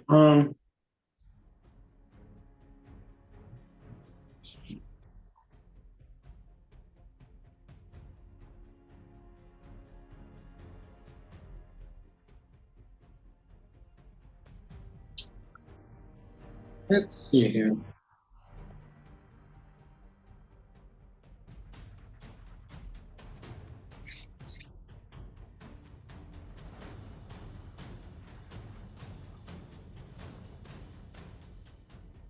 Okay.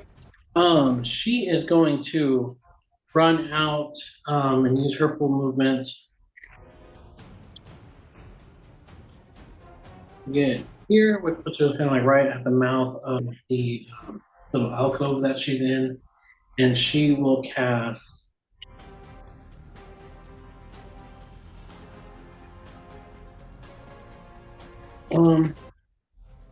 She will cast Wall of Ice, and it's concentration.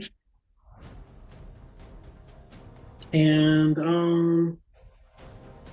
you create a wall of ice on a solid surface within range. You can form it up into a semi-spherical dome or a sphere with a radius of up to 10 feet. If the wall cuts through a creature's space when it appears, the creature within it is pushed to one side of the wall and must make a dexterity saving throw. On a failed save, the creature takes damage and half as much damage on a successful save. And then the wall is an object. It can be damaged and thus breached. It has AC 12 and 30 hit points per 10-foot section. It is vulnerable to fire damage. I'm giving you reducing a 10-foot section drops it to 0 hit points. But you destroys it and leaves behind a sheet of frigid air in the space the wall occupied. Okay. Cool. That's what she's going to cast, and she is going to cast it. How far does this be?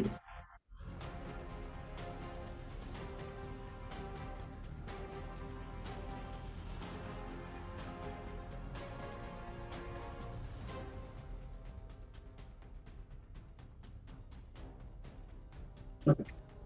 She is going to cast that as.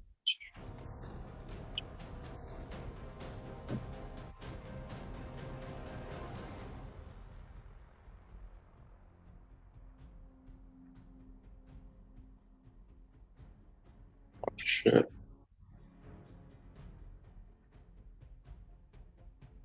She's going to cast it right here, and then Sybil, I need you to give me a dexterity saving throw. Okay.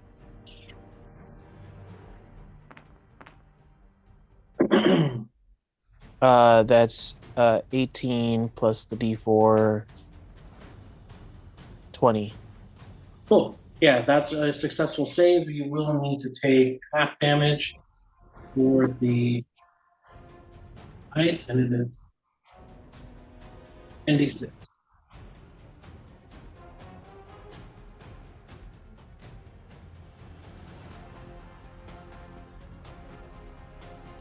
That's a lot of damage.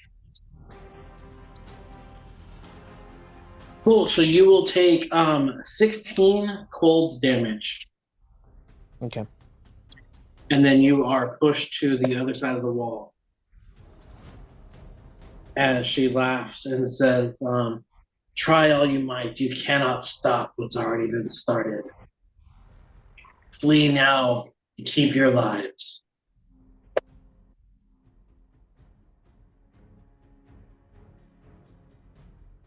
The wall has 12 AC. What the fuck?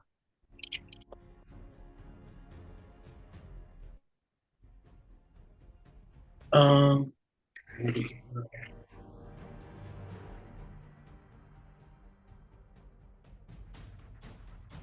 Um. Who's concentrating on spells? Tybalt, do you have to concentrate on spiritual weapon? You're concentrating on past spell trace, right? Spiritual weapon, no. I guess, yeah. No, because I put Hunter's Mark on. It's gone now. I do Oh, but you're have still you have to bless. concentrate on Hunter's Mark? Got it.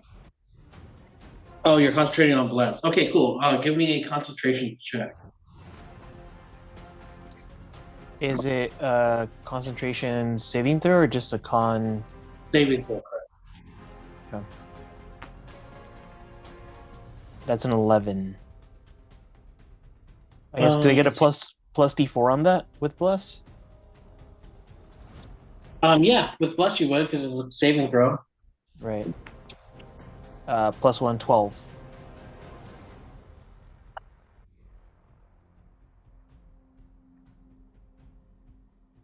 Yeah, that passes. Alright. Cool. So you're able to maintain your concentration, no problem. You do take that cold damage, and let's see, that was her action and her movements.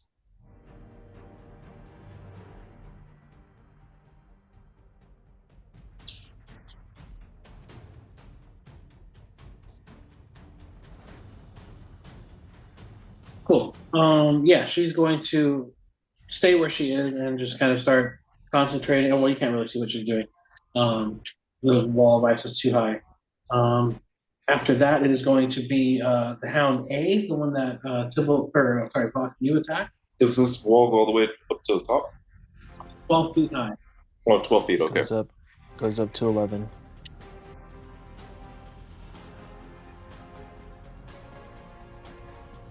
Yeah, so per 10-foot section, it's AC 12. Very good. Okay. After that, it's the Hound. The Hound is going to see Palpius here, and he's going to run over and attack using his bite attack here, and he is going to hit 16 to hit Palpius. Your AC is 17, so that's a miss. Cool. And then after that, B is going to attack Palpius as well. Getting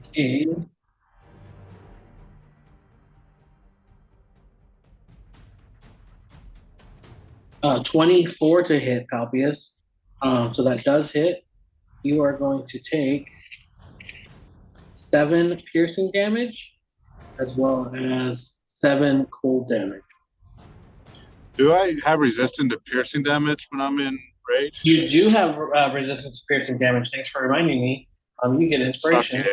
Yeah, so you would take. I meant the Hound, not you, by the way, Ron. Sure. So that would be 4 damage instead of 7. Nice. So 11 total, and you are now at 74 hit points. After that, it's back up to the top with Tybalt. And then Vox. Okay. I'm going to have a mental image of where the female was originally and where she cast from. I'm going to take out my staff and use lightning strike in her direction.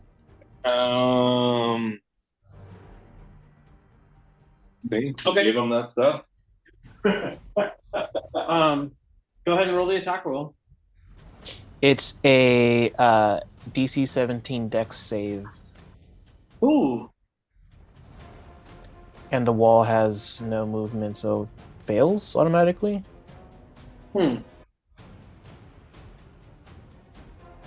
It has to. Come on. Yeah. I just want to make sure I'm understanding the ruling correctly.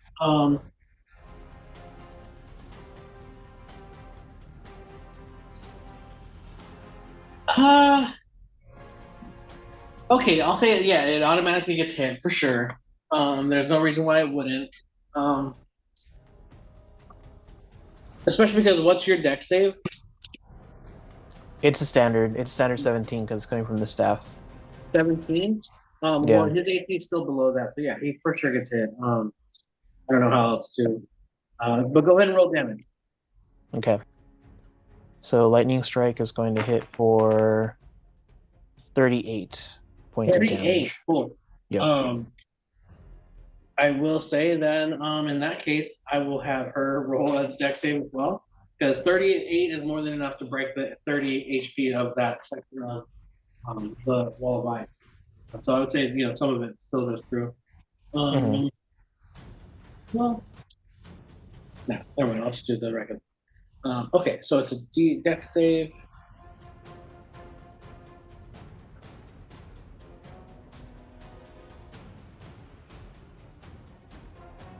It gets a 13. Cool. Okay, cool. That was 38 damage.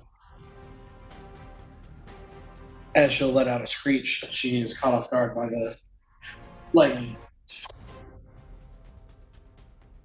And Tybalt says, "Here's Tybalt."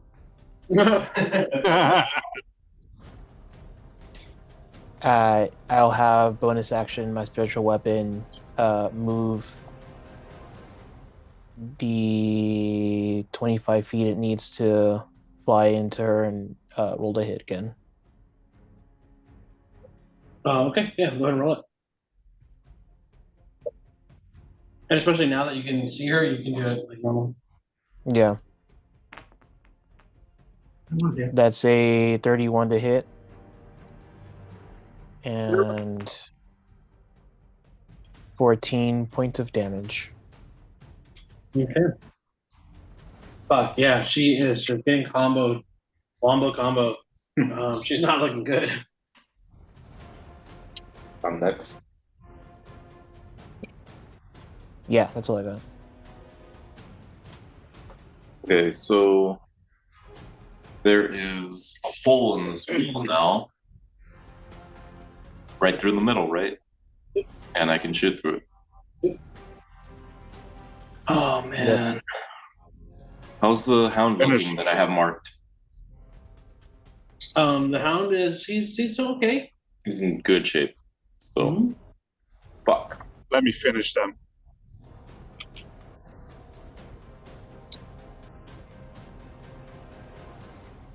Yeah, but like he's marked. I'm gonna go for the marked one. I'm going to take a shot. Here. I will take a shot with my oath bow.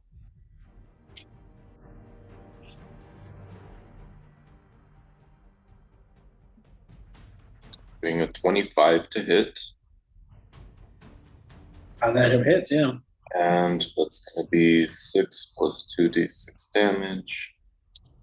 Reroll that 1. So it's 12 plus. So it's 14 damage on the first hit. Okay. And take another shot at him. Oh, that's a 13 to hit.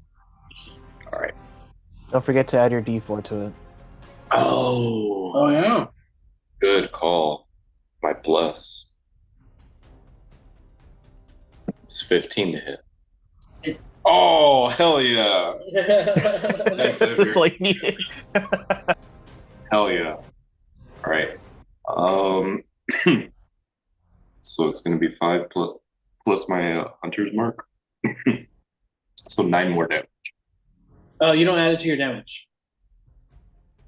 I know, I have my Okay. hunter's mark on. Cool. 9 more damage. Yeah, so hunter's mark gives me a d6 every time I hit him. Well, is there anything else you want to do? I think so. Are you on the floor or are you on? At this point, I would have been on the floor because I was helping my allies pass without trace. But since that's done now, and especially because I let them in here, but the ceiling is still about 50 feet here, right? Yeah, like you'd have to get to Okay. a wall. I think I will start to run up on this wall though. So I'd make it about 20 feet up based on my movement speed there because it took me about 10-ish to get there. How do you do the elevation thing again? Right click on yourself and then set height. Oh, you have to do the 3 dots. Oh, I got it. Like 20 feet up. Set. Okay. That is probably it. Cool. After that, it's Palpius. Palpius, what do you want to do? You have 2 of these hounds kind of like chomping at you. They're both within your range. You're raging. What are you doing? I'm gonna attack. Okay, which one? A looks a little bit more fucked up. That's the one that Dave's been hitting. B is looking. Let me hit A. Okay. You just want to swing your axe at it, huh? Yep.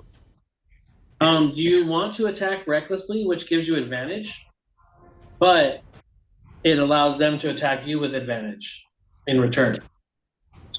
No, because I already have the +4 on the attack, so and I already got +3 on my, on my damage, so I'm good.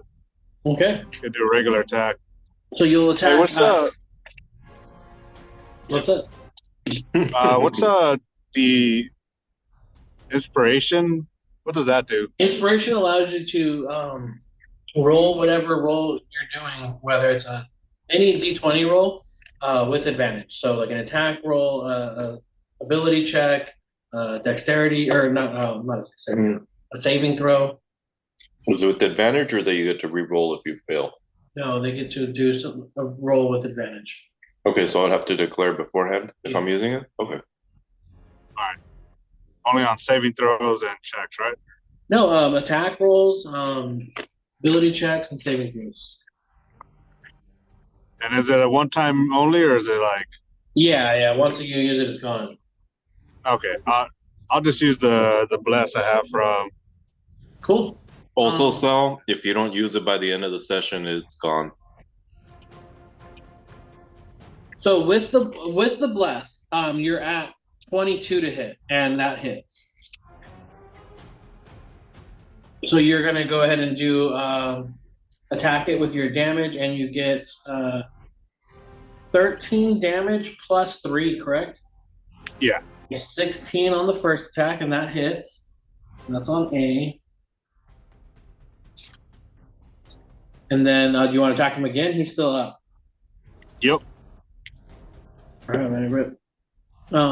You get 18 to hit, and that hits for sure. After you roll damage, you're doing 15 plus 3 is an additional 18 damage on the second hit. All right. And then, do you want to use your bonus action to go into a frenzy and attack a third time? Or what other bonus actions do you have? Let's see. You rage. Second wind. No, that's a fighter trait. So you can do frenzy attack. You can make a single melee attack weapon as a bonus action on each of your turns. After this one, oh, okay, you'd have to go into a frenzy. Yeah.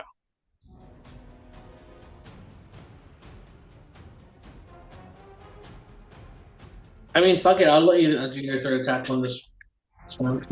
Nah, I think I'm gonna hold off the frenzy for. Okay. Are you gonna stay put? Do you want to move at all? You're currently, like in the mouth, like where the like walls come together to kind of create the mouth of this like little alcove in the cave. And there are 4 pirates that are chained up and have like engravings carved into their chest.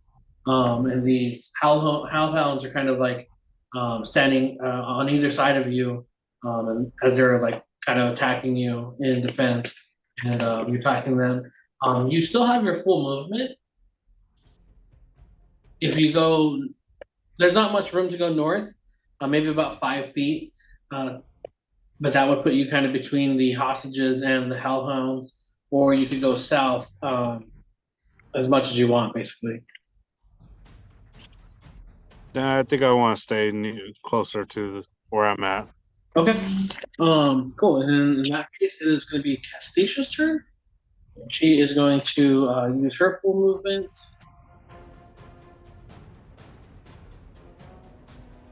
Get that far. Stanzatar will do the same using her full movement. There. But they're not dashing. You're not dashing. Stanzatar will pull out her pistol and take aim at A as well. Attacking.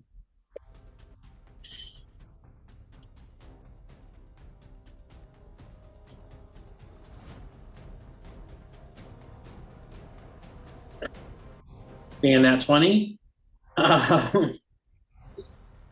She will do. What's hitting with the net 20? Stanzatar, her pistol. Oh, nice. If I was the enemy, I was like, uh-oh. Doing 11 damage to the hound.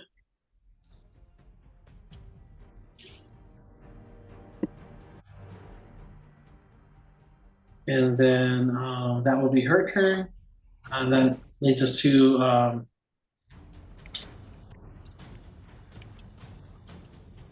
yeah.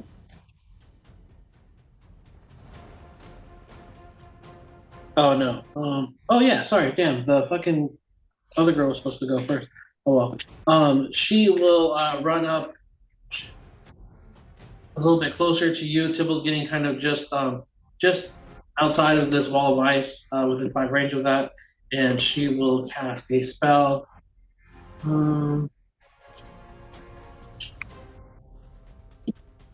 She will cast.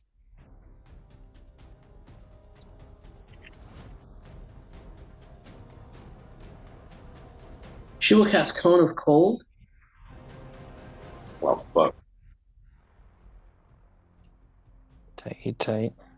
And I'll need you to give me a Constitution saving throw as she casts a spell and.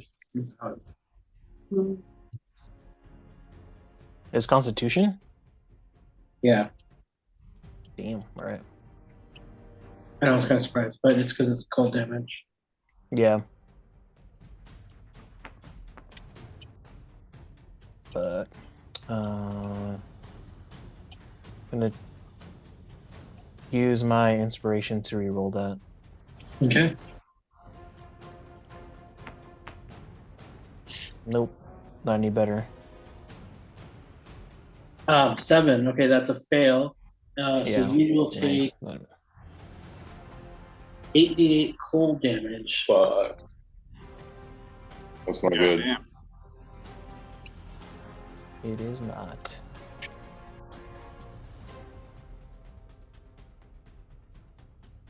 That'll be 45 cold damage. Okay.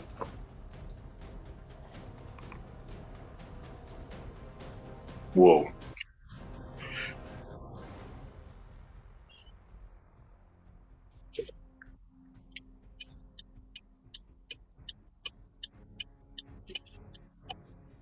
Cool. That'll be her movement, and then she will do the remainder of her movement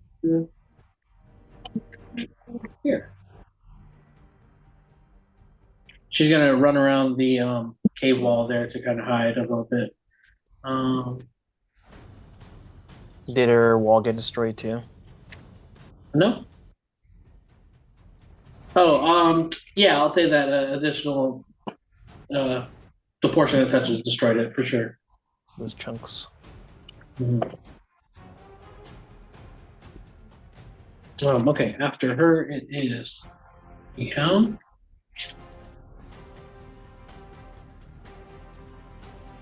Hound A is going to get about here, and then Palpius, as you see it kind of like circling around you, and opens its mouth, and you see this frosty bits of snowflake start to kind of like pull out of its mouth and fill the air around you with an immense cold as it shoots off a cone of cold, or well, yeah, an icy breath attack.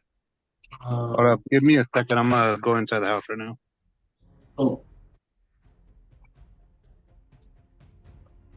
And it is a 15-foot cone. Each creature in the area must make a DC 30 saving.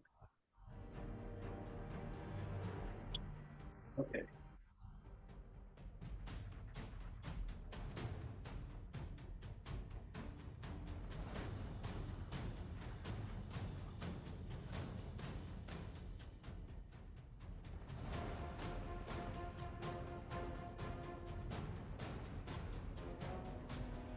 Well, I was hoping it'd be bigger so I could get stand properly.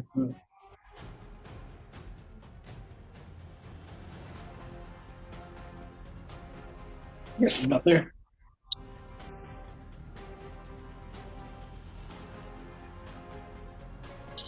So he has dexterity or advantage on any dex. He has advantage on dex against effects that you can see while you're not blinded. Cool. So he gets a advantage on that. Why'd you roll the hit with an Oppo 25? Why did I roll up? Yeah. Just right now. Mhm. Those were my last hit. Cool. Palpius gets a 22 to dodge. So he would take half damage. 66. Cool. So is the damage is 15, he'll take half of that, so you'll take 8 damage of cold. So So how much damage did I take on the previous attack? I think it was like 16. But Oh no, it was less than that. It was 11 because you had it was 7 and 7, but you had resistance on piercing. all right, so 11, and then right now, how much? 8. I've kept your health current. I've already like put the damage in for you. Okay, because it's not refreshing on my end. So You should be at 66. okay, there it is. Cool. Cool. After that, the second hound will do the same.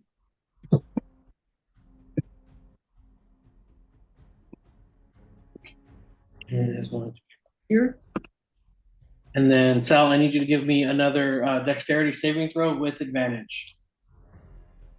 As you see the second hound opening his mouth as the same attack is starting to emanate in its throat. All right, give me a quick second. Loading it up on my laptop now. So, saving throw dexterity with advantage. Yep.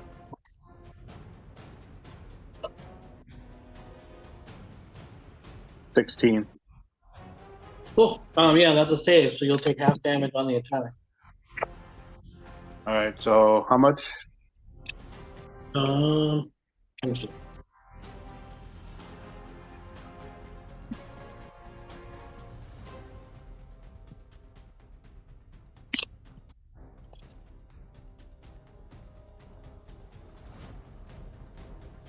It's 26 damage, so you'll take 13.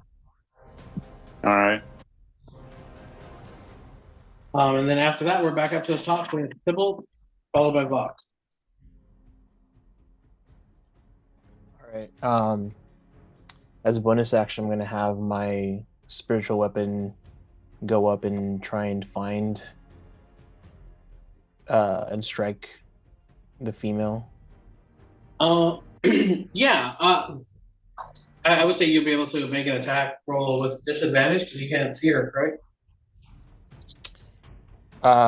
No. There's no way to pop out. Okay. Didn't you say the ice blast made a hole in the wall? It did, but she's around the corner. She's Oh, like she's over around the here. corner. Right. Okay. I remember that.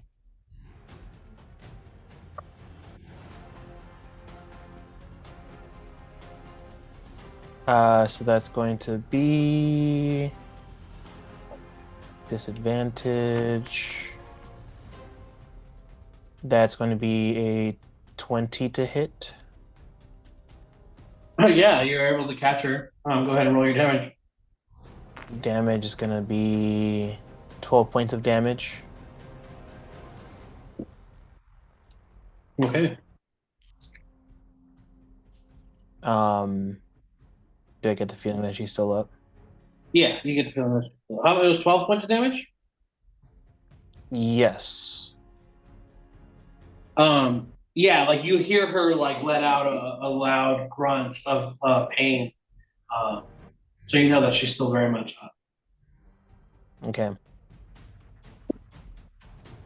Uh, in that case, I am seeing where the spiritual weapon flew and caught her and getting the sound.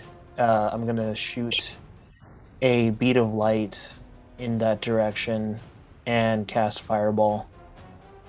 Cool. Go ahead and cast it. Yeah, it's a dexterity saving throw on my end, huh?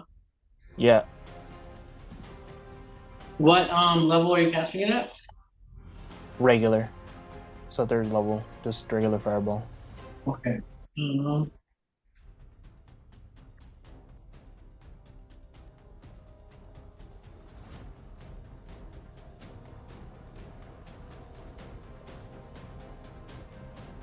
okay. She's going to cast counterspell. And Okay. it says the DC equals. Oh, if the casting spell of fourth level higher, make an ability check using your spell casting ability. Oh, third level though, it's automatically takes effect. So Yeah, as so the she's fireball erupts, she kind of like reaches out and then almost like snuffs it out of the air. Mhm. Shit. And I see it fizzle out. And Tibble's like, shit. And he's going to move. How much of the wall has been destroyed? I would say a good like 30 feet of it has been destroyed. How much has not been destroyed? Like Like, an or I guess additional which 20. portions? Is it like this portion of it hasn't been destroyed? So it should be, can't really show it, but it should be like, yeah, I would say like this portion. Kind of the parts where it's like attached to the walls are like still up, but like I'd say like most of this is destroyed. Okay. In that case, with her being around the corner, I'm going to just try and hide behind a portion of the ice that hasn't been destroyed yet. Okay. I would say it would probably be easier to hide to the north side of it, but okay. What, like up over here? Yeah, like I think that would be more easily hidden. Okay. Okay. That's what I'll do. Cool. After Tybalt, it's Vox followed by Palpius. Okay. Let's see. So Hound A is looking pretty rough, I hope, at this point. Yeah. Okay. I am going to, I'm 20 feet up. I'm going to run diagonally this way and up another. I'd say I'm probably not quite at the ceiling yet, but I'm close. Okay. Um, I would say like 10 feet over and then 20 feet, or yeah, 20 feet up. yeah, that's pretty much what I was thinking. So I'm at about 40. But I'm trying to get to where I have a clear shot on fucking this guy over here that we're trying to take down. Yeah. It's a clear shot, right? Yeah, I would say with your height, you're able to shoot over Palpius just fine. Okay. So I will do that. Let's see.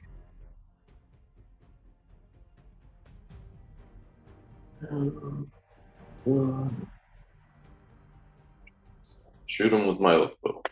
That's a critical failure. First arrow just goes like straight across, completely misses. Um, You took me. roll me an attack roll. Well, that was another attack roll Yeah, just separate.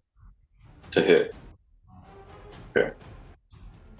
It's an 8 plus 9, so 17.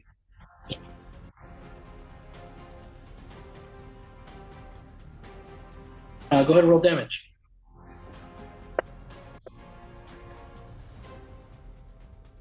Eight. And finalize, it's 8 damage. Cool. Palpius, you take 8 damage as an arrow just rips into your shoulder from above. Okay. And then I will shoot again.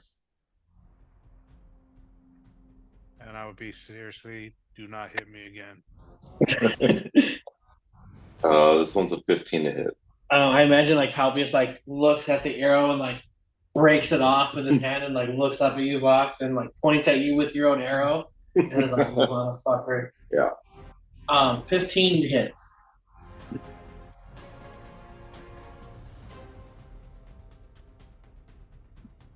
This shit is not updating anymore. That is 11 plus 2d6.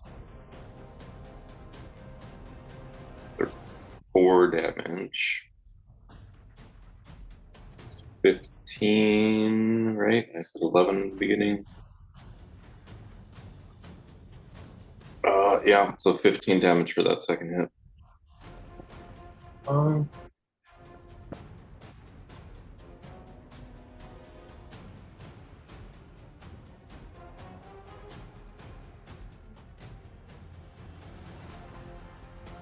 It's not looking good. That's it.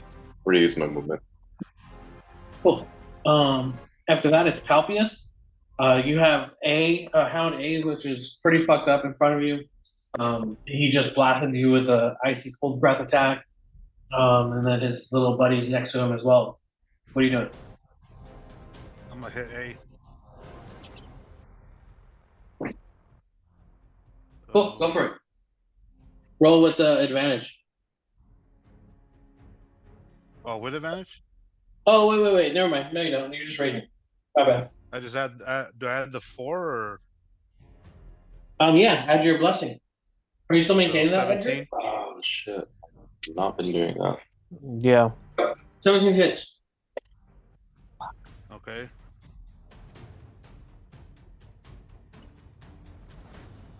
And I got a 9 plus 3, 18. Oh, 15. As you like bring your axe 18. down. As you bring your axe down, like into the like torso of the creature, you hear its like back snap as your axe rips through it, and it lets out a final yelp as it slumps to the floor. It's icy cold blood pooling around them. He's dead. Sweet. And since I think I get an advantage on that, my next.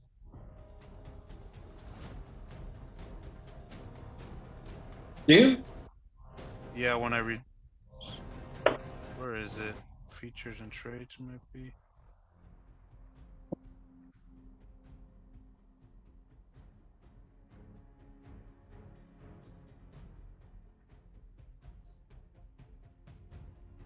Oh, it's on your weapon. It says when you hit with a melee attack using this magic great axe and reduce the target to 0 hit points, you gain 2d6 temporary hit points.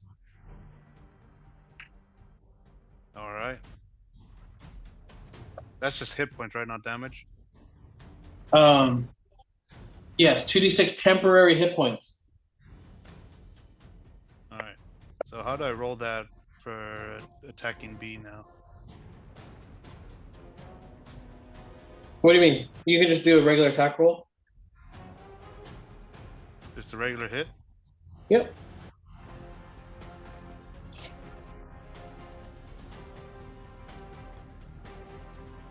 So that's 20 with the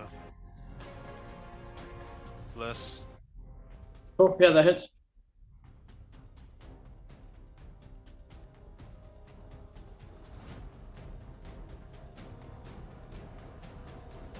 And what's the 2d6 temporary hit points? That's on the damage, or?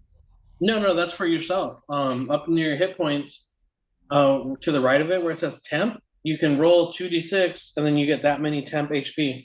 And that's kind of like Oh, okay. like an addition. It's like not a heal, but it's like, I don't know, temporary hit points. So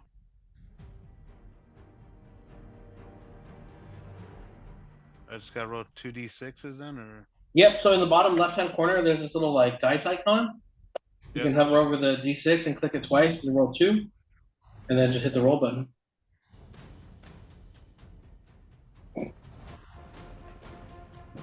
Six. Cool, so give yourself 6 temp HP. Cool. Alright, and then so it was a 20 to hit on B. That hits, yeah.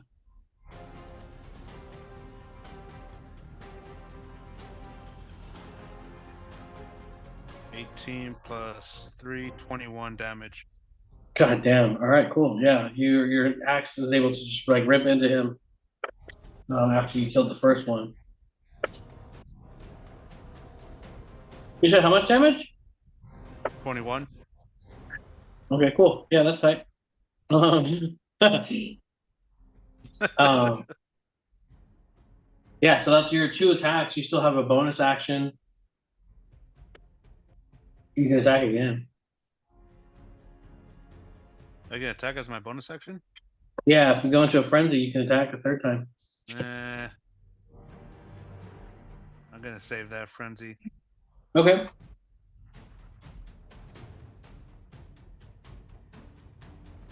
Yeah, so I think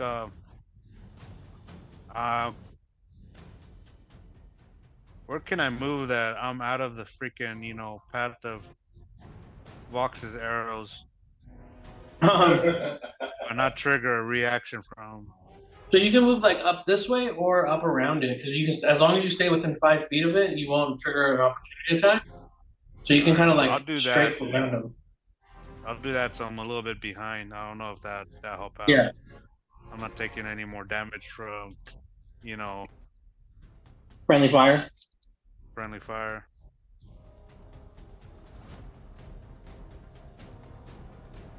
Well, after Palpius, it is the spellcaster.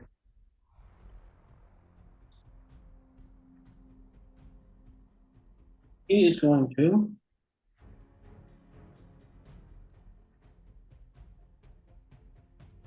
Pinche Legolas from Wish. from which.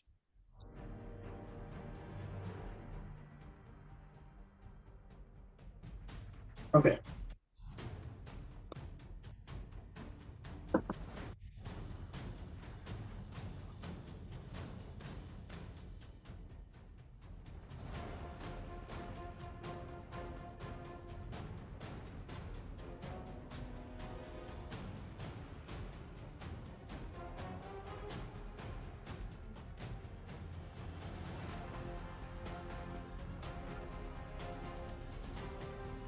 Tight.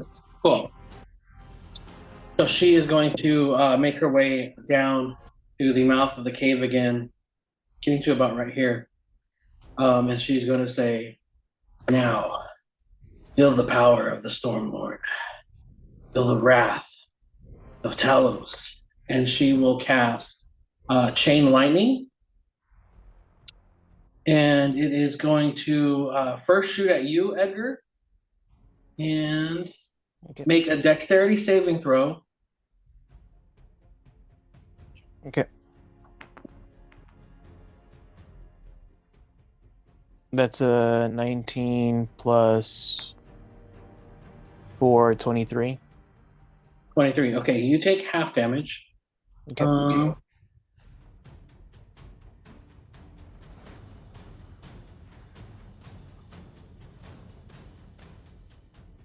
Cool. And then I'll need Palpius Stanzatar and Castisha to all make dexterity saving throws as well. So I'll do that for Falpius. I need a dexterity saving throw. Okay. What's her movement speed, bro? 30? That was 30 feet. Yeah, she was. Yeah, 27 feet, 30 feet. She can go through I'm gonna rocks. be rolling Okay. with advantage. Okay. You're gonna what? I'm gonna roll with advantage. Cool. Yeah, you can see it for sure. Well, not only that, but because I have I gain advantage on straight check and saving throws. Gotcha. Shit. That's a Okay, 9. so Castisha gets a nat 20 on her dex save. So I'm gonna have her take no damage. Not Castisha, sorry. Stanzatar. That's kind of bad. And then Castisha fails. So what did you get, Palpius? A 9. 9. Okay, that's a failure. With advantage, bro, you got a 9? Yep. Okay. Can I re-roll that with my inspiration or not? I'll let you get one more with inspiration, sure. Well, I haven't used my inspiration. Yeah, no, you're right. That's why I'm down for that. That's a perfect use of it.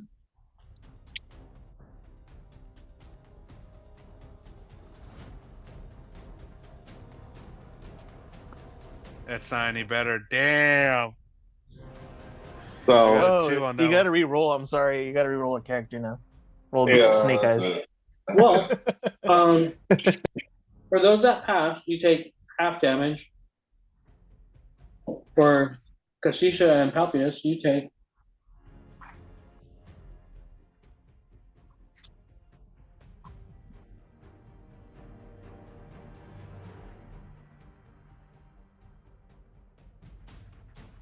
$37 damage. Sybil, you take half, And it's lightning damage. so you take half of that, right? Yeah. Yeah, that sucks. So 37 would be Yeah. Would have been nice if I still had the +8, you Was it know. like 8-9 damage? yeah, it'll be 9 damage for you. So 37 damage? Yep. Castisha Stanzatar was able to just like juke out of the way of the like lightning beam as it like went after her, completely just dodging it, and her like feline sense kicked in. She was able to just jump out of the way, dodging it completely, not taking any damage. Castisha lets out a yell, or she like cries out in pain as she falls down to the floor, lifeless. Castisha falls. Mhm. Shit. Okay. Like Still alive, but death saving throws. bleeding out. Yeah. Okay. Fuck. Death roll number 1. That's gonna be her turn. And then after that, it is Castisha. Castisha. She's gonna make her first death save. Let's see how she does. It's a success. She has Okay. 1 success. All right.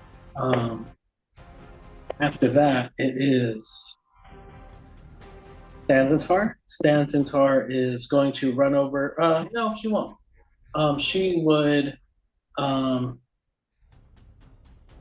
up over here, and you'll see that she like hesitates. She like sees Castisha fall, but then she sees that her men are still trapped here, and she'll make a hard decision, and she'll say, "Somebody help Castisha! I got this mutt." And she runs around, and she's going to take an attack against the dog. Getting 23 to hit. So she will do It's blinked now, right? Yeah.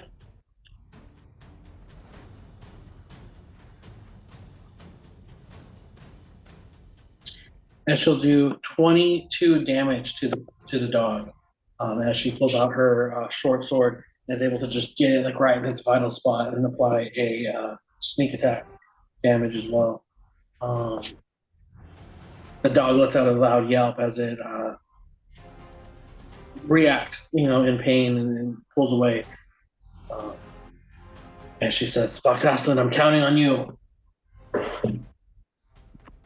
She's directly under me, right? No, she's moving over to. No, I mean, Castija's way back here. Yeah. Okay. After Stanzatar, it'll be B who's still alive, and it will take an attack against. Let's see what it does here. Okay.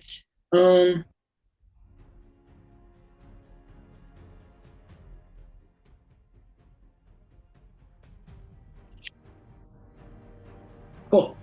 Yeah, so it is going to break away from Stanzatar, and so she'll get an attack of opportunity against it, getting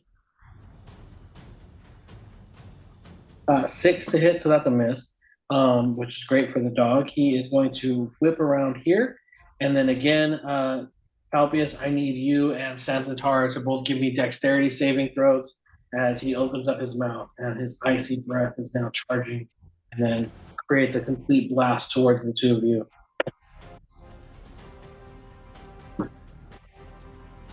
Shit. I got a 5. Cool, that's a fail. And then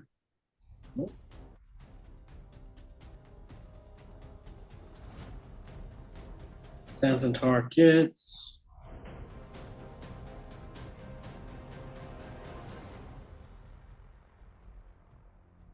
Stanzatar fails as well.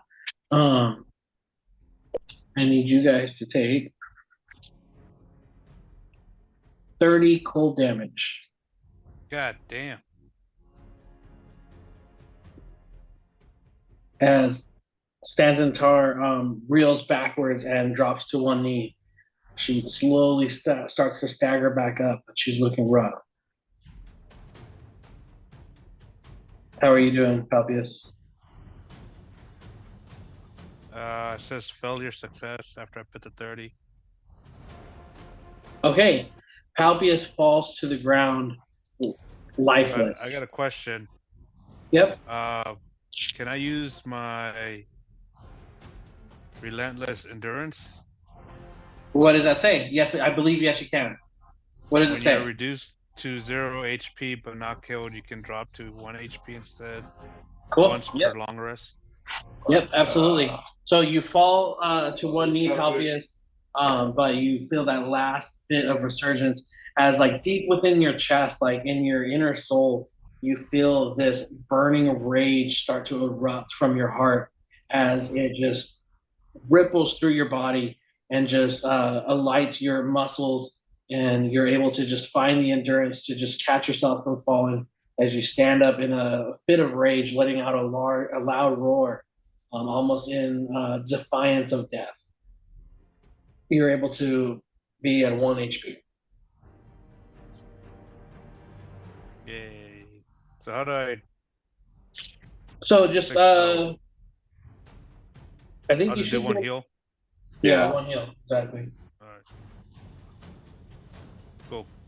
So in that case, probably what happens is once you're down to 0 HP, you have to roll death saving throws, which is what Castisha is currently doing. You need 3 successes to pop back up To stop bleeding. to stop bleeding out. Yeah. If you fail 3 times, you die. Like, your character's dead. This that's Dex saving throws? No, they're Death. just a D20. Death. Yeah, it's just a flat D20. And if you get 10 or less, it's a fail. 11 or more is a succeed. So it's a 50-50 chance. If you get a nat 20 on any of your rolls, that's worth 2 saves. And if you get a nat 1, that's 2 failures. God damn. So you got a taste of it for a second there, but you have this trait, which is great because it keeps you up for one time, you know. Yeah. But you're knocking on death's door still with that 1 HP. Also, if you get attacked while you're down, it's an automatic failure. Cool. With that, we're back up to the top with Tybalt, followed by Vox. Yep. Tybalt is going to take one step out and say, enough of this. You will not succeed. And he's going to, you see the amulet sort of rise and light up, and you see like glowing beams shoot out to Palpius, Stanzentar, Vox, and Castisha, and you will cast Mass Healing Word. So everyone will receive 8 points of healing. Nice. Castisha goes, wakes up like Uma Thurman and Kill Bill, all fucking like, or even in Pulp Fiction, she woke up like that too. She did it waking up. Would you say that's her specialty? Yeah.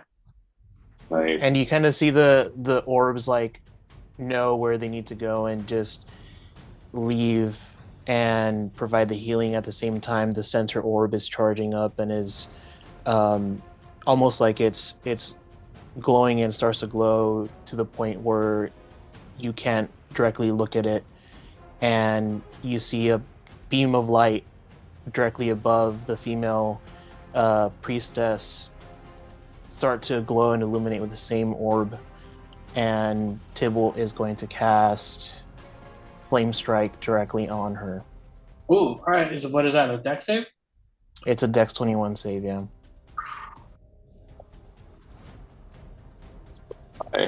Well, I needed a nat 20 to save, and I didn't. So That's so hardcore. So let's see if this goes. Let's see. you guys are So like, she'll "Where are take- your level?" She'll take 19 fire damage, and she'll also take 13 radiant damage. Fuck. Cool.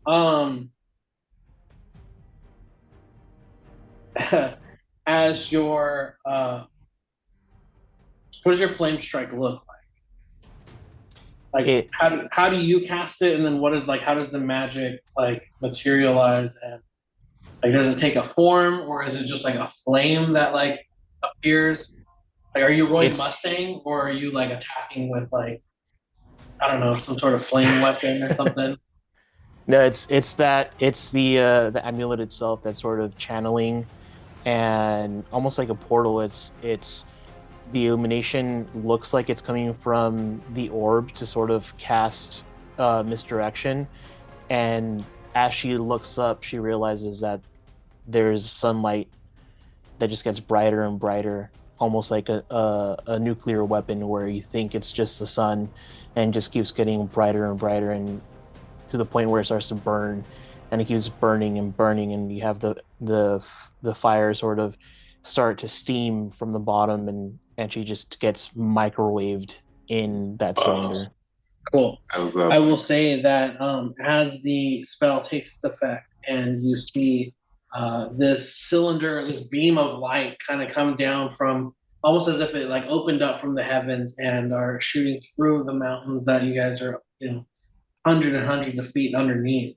It kind of like almost rips through the ceiling, not creating like a physical hole, but enough that it like loud, booming, as she is being consumed by the light, and you see the flames start to rise up beneath her almost instantly. You see that she starts to kind of like stagger a bit, but is struggling to maintain her like hold on herself. And she says, "Your power is no match for my lord. Your attacks have no effect under the power of Stormlord's protection. As she says that, you can see her start to falter a bit, Tybalt. Would you like to retort in any way? Tybalt just says, to be honest, you look rough. You really think your Stormlord is going to protect you? The flames are now like crawling up her legs, are on her like arms. Her like hair is starting to singe as she is now like screaming in agony, saying, "My Lord shall bless me. He shall keep me steadfast." As she's now screaming in agony. Is there anything else you want to say?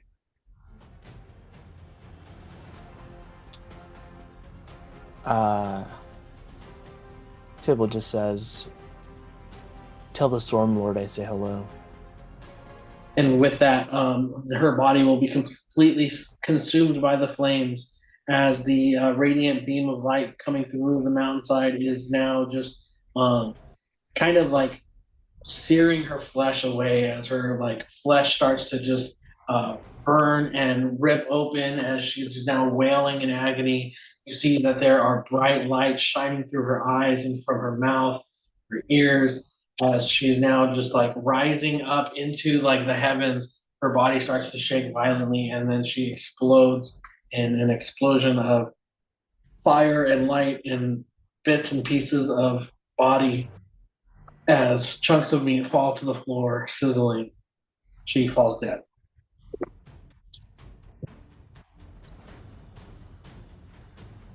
With her falling, I'll just look back to the rest of the group and ready for the next attack.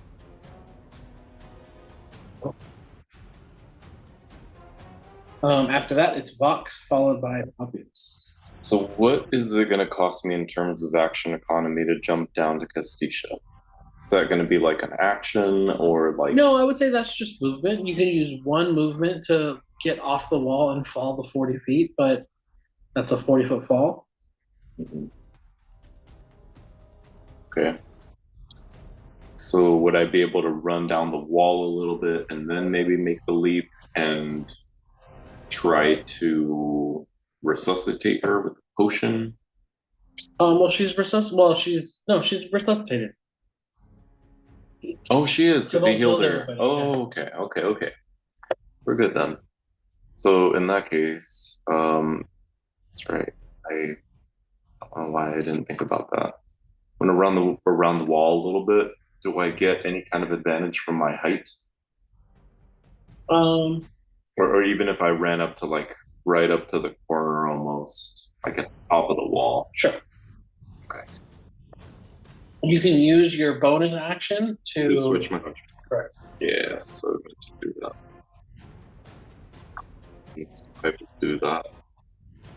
And take the first shot. I get my bless. 15 to hit. Is that it? Sweet. So first shot is gonna deal 6 plus 8, 14 damage. 14. Okay. Yeah. First arrow rips into him and lets out a yelp as he now looks up and. Right. Second hit.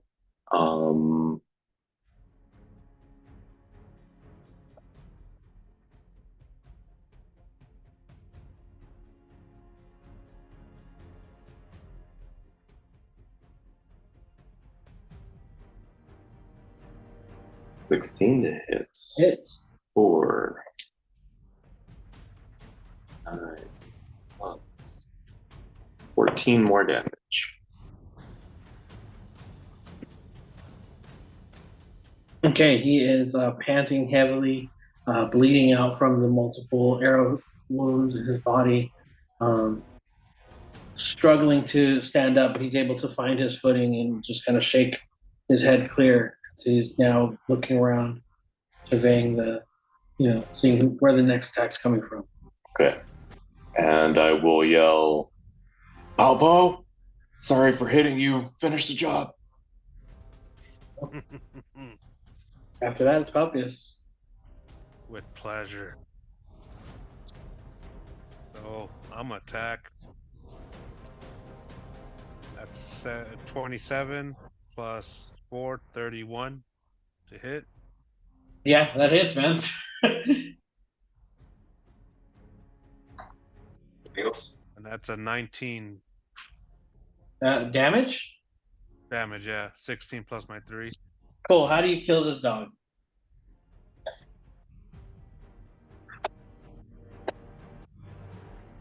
I kind of want him. Is he like very furry? Yeah, he's like he's kind of like a husky, like the one that Edgar posted. Just giant fucking direwolf looking thing. Oh, let me actually see that. Kind of want to use this. Kind of want to skin him. Okay. Oh yeah, dude. Get like a little fur going, little cloak. Fur, little cloak. Kind of just like, you know how you skin a fish, but with a big hairy dog. Just take my axe right where his mouth opens and just go straight across. Cool. Yeah, you're absolutely able to do that. As you're you take a big swing like a baseball bat. You just rip into it as this dog lunges at you, Palpius, to like bite you in a final attempt to like save. And you're What did he? totally fucked up my whole cool thing. Palpius, as you like baseball bat swing at this thing with your axe, and like leaps at you in one final attempt to try to get you dead before it dies itself. Your axe finds its home in the in between the teeth of the wolf or the hound as he tries to like chomp down on your axe, almost in moment of hubris by this hound. His eyes go wide instantly as your axe just rips through the rest of its body. Kind of cutting, basically skinning it from like the spine up. Just underneath the spine to where the spine's still on there, and it just cleaves straight through. This dog slumps over dead. You can, if you want to take some time to skin this dog, you can take 20 minutes or so. I don't know how skilled you are with. While Palpius is skinning the dogs, I'm gonna go down and probably free these captives. How about this, Palpius? Give me a survival check. Actually, one thing. I'm gonna roll 2d6 since I. Correct. Get your. Oh, you get some life back. Yeah. Oh, nice. Kind of like Gon's. Yeah, Gon has a life. Yeah. That wasn't a lot. I got 3. Better than nothing. That's okay. Better than nothing. Cool. And then you want me to roll a what? A survival or a nature check, whichever you prefer. Or even an animal handling, whatever you prefer. Animal handling, nature. I'll do survival. Okay.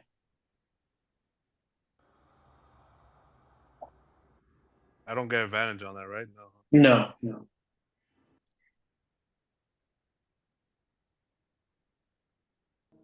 That's a 15. Cool. Yeah, I would say with enough, given yourself like enough time, you were to be able to successfully like skin this animal to like keep its pelt if you'd like.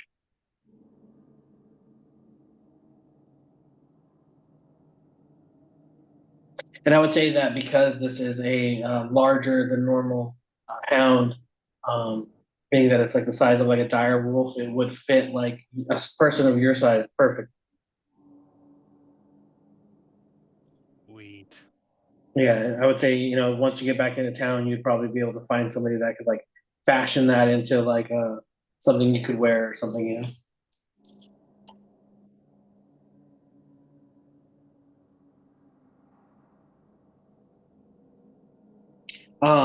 Tibble, you were able to kill the priestess. What's going through your head? Tibble is looking a little worse for wear. He's just trying to catch his breath, but um, he sees that the prisoners are being taken care of.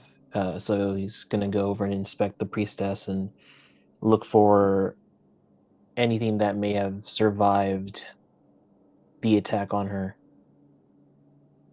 Um, yeah, absolutely. I would say, during all of this, Stanzantar and Castisha will have now gone over to the prisoners to start releasing them, asking them how they're doing. Some of them are like, thank God for coming, and Castisha's like, we would never abandon you. Blah, blah, blah, kind of that kind of communication. Um, So, where you go to where her body was, you don't find anything like in particular on her person. Um, you see that she's just kind of like burnt and blown to bits in a way that's not really discernible to like find any sort of like discernible piece of her. I will say that there are like bits and pieces of like equipment kind of scattered. She would have left a um,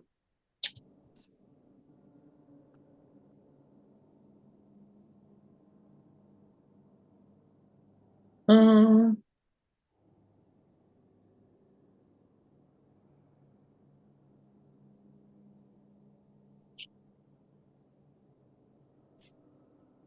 yeah, you will see that there is a ring that is kind of scattered to the in the cave. There is also a wand that was knocked away from her.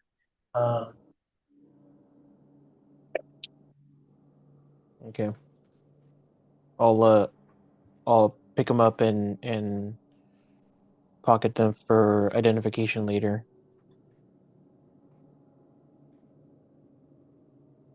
But yeah, you're also able to see into the worship room here now a little bit better. You see that there is a very purposeful circular sort of design. The gemstones on the ground almost illuminating with um, electric energy as you feel the power of the god Talos almost emanating through this statue. How close do you get to it? The statues of Talos, then. Yeah, it's a statue of Talos.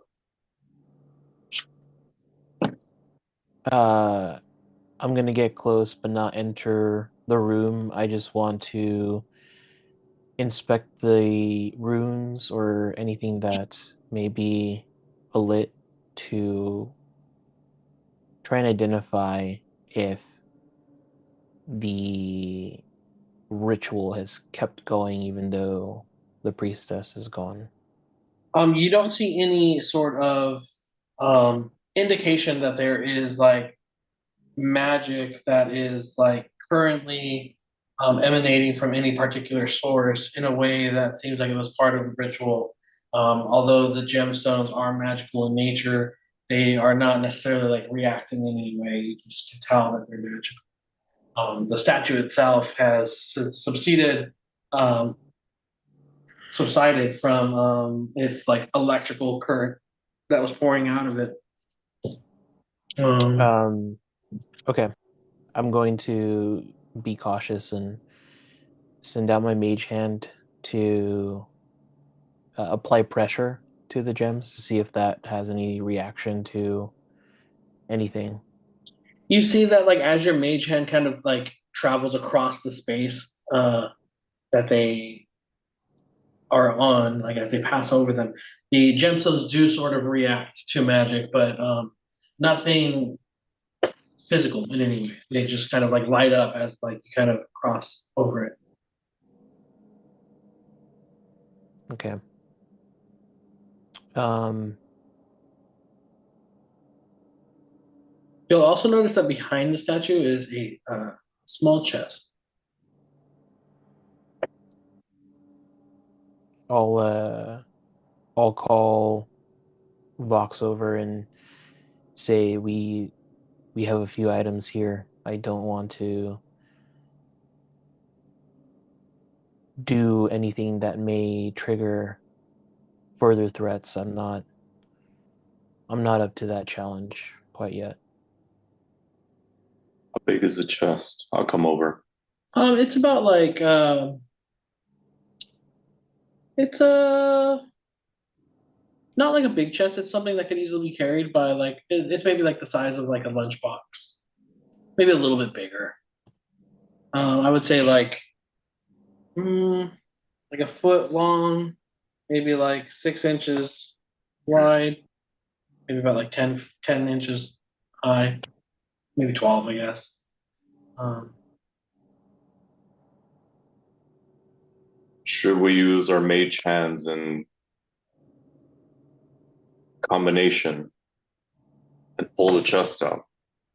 I feel like we could really use some supplies, but if you think it's booby trapped, maybe we leave it for later.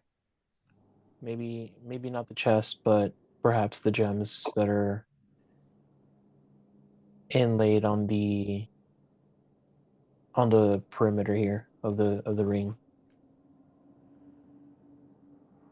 I would say that as your respective mage hands traverse the area, you'll see that certain gemstones illuminate with like a very white light. When Tybalt's mage hand crosses over, when yours cross over, they illuminate very green. There's white and green lights.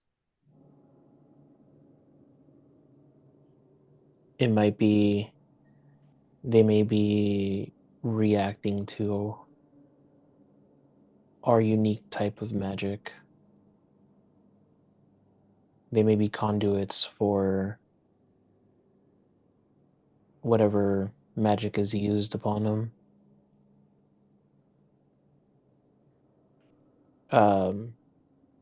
I'll get close to one with the mage hand. If we were to like pick one up, would it come up? Would it come off? No, you would find that it's like set in the like stone in the floor. Mm. And sorry, was there a change from when the priestess was doing her chant? Did Yeah. the lights diminish? Yes, like the lights diminish, but as you guys use your magic, they do kind of react to the magic in the area. Well, Tybalt, perhaps we need more different types of magic. Let's talk to our captives and see if maybe they can assist here. I think that's a good idea. I'm gonna head back and see how we're doing over here on this front. As you come over, you'll find that like Palpius is kind of helping everybody kind of rise to their feet. They would have like unchained them, you know, because Tisha's now starting to like patch some of them up where they're like bleeding from their wounds. Stanzentar is, you know, doing her part to kind of comfort them and, you know, assure them that they, you know, never lost sight of them. Seeing that they're pretty much being taken care of. I'm gonna look a little bit around the rest of the room. In particular, over here, there's like a desk. Mm-hmm. I want to sort of just go through the desk and some of these boxes on the side and just kind of see what's in this room. Yeah. Give me an investigation check.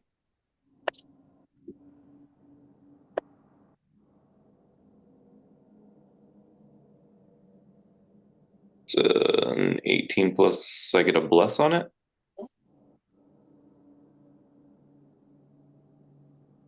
22. Cool. With the 22, you're able to rustle through the like paperwork and find that this is the workstation of Gadriel the Reaver. It seems like she is.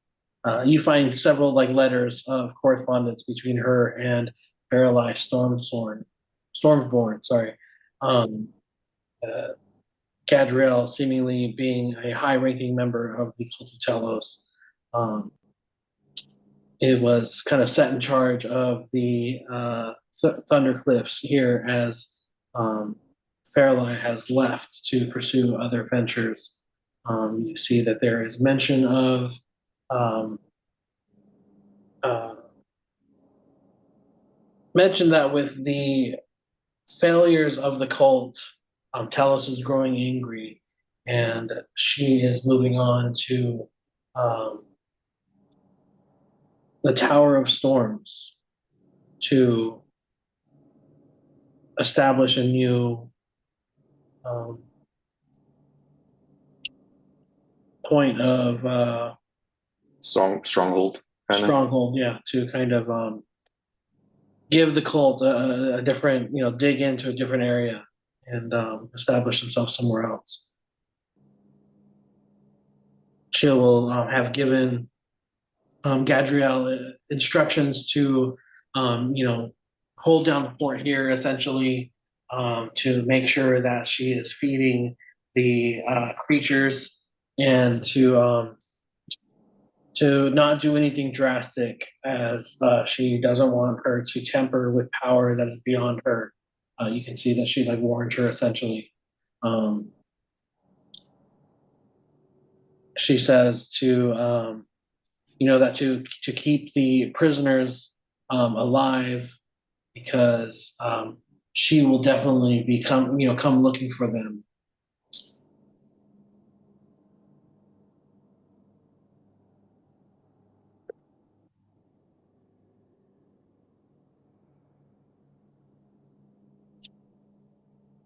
Okay.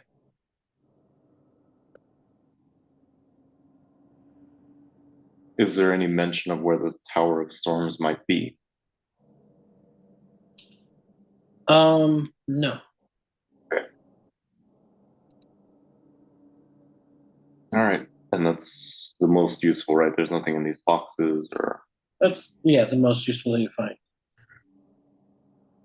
All right. Well, I guess once I'd imagine by this time, maybe the prisoners are like. Oh, I'll also say that you find a potion of vitality. Actually, You find a Red Bull. yeah, you find a mysterious liquid in a. I'll take that. Well, I need to see what it is first. Um. Okay. So. Yeah, I'd imagine by the time we're done, kind of investigating the area and seeing what's around here. Um,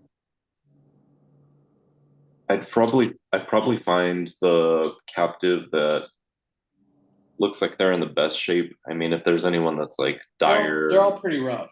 Like Yeah. they look like they haven't slept in weeks. yeah, They look malnourished. You can see where their like skin is kind of receded a bit, and their bones are starting to show on the rib cage. Their arms are real skinny, um, very frail, but alive, and using doing their best to kind of communicate and show their appreciation for you guys. okay. I'm gonna find the one that looks like they're in the best shape and um, say I hate to ask for more of you, given your shape and how terribly you're doing, but what can you tell me? We need to get through here. There's still a couple more people we're looking for. What can you tell me about this area? How many people or beasts have you seen? And just is there any general intel you can tell me about this area? One of them will speak up and say, "Yeah, the one you're talking to will say,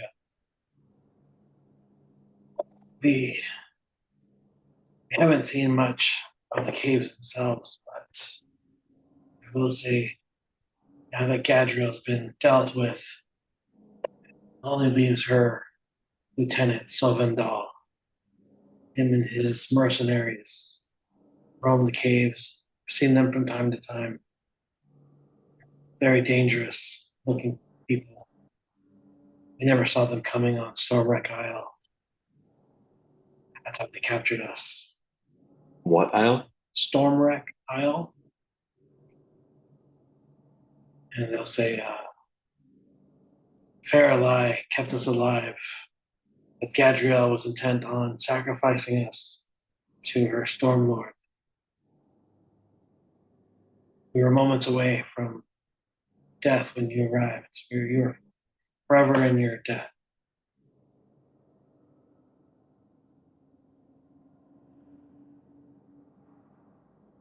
Is there anything else you can help us to clear out the enemy here? Well, like I said, Sylvandal has about 5 or more men alongside him. He appears to be struggling with an affliction of some sort. He's been looking rather rough lately. It seems like his relationship with Gadriel has worsened as of late, as his affliction seems to be getting worse. I've overheard them arguing about the state of the cult under Gadriel's leadership. With this section of the cult,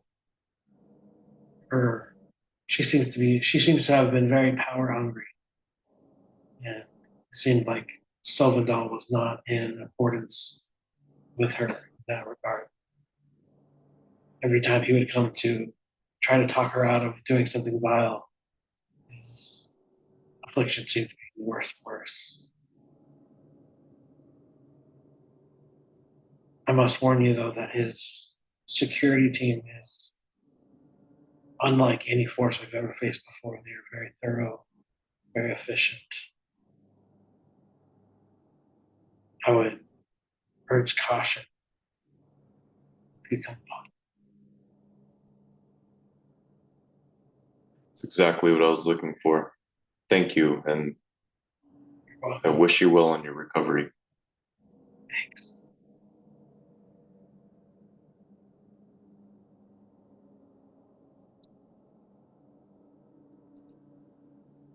So these Um, aren't the prisoners we were looking for? They are, yeah, they are. okay, I figured they were. Okay. We're just looking for the rest of what's in here. So I'll say to SIT and Castisha. So where does this put us? She says, well, like I said, it sounds like we Sansator, Castisha. Stenzatar Okay. said, we had an agreement. We agreed to help you if it meant saving our men. Men are saved. And it seems like you were able to stop this crazy, crazy lady. Whatever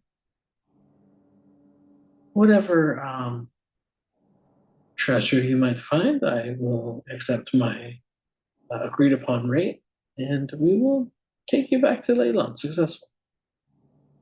We're not done here. We need your help. I must get these men back to the ship. And I must recover what we're here for. I wish you well. We will wait at the shore to bring you back. These men need medical attention. It's not what we agreed on. It is what we agreed on. We agreed that we would come help you storm this stronghold, but we were very clear that rescuing our men was always our priority. So long as those goals aligned, very well. But now my priority is making sure that my men are taken care of and safe. We will wait for you at the shore. But these men need food, they need water, they need medicine.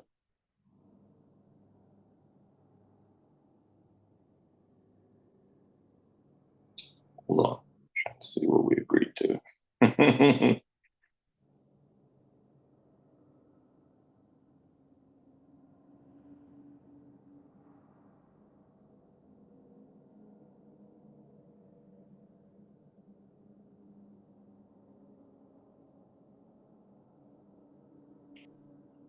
I need your help more now than ever. And apparently, we miscommunicated on our agreement.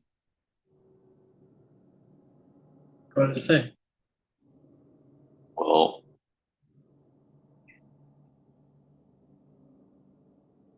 it didn't document that part. All it says is we chose Stans and Tar. She wants either 2K gold or a percentage of the treasure we find, whichever is less. Details will be arranged in time.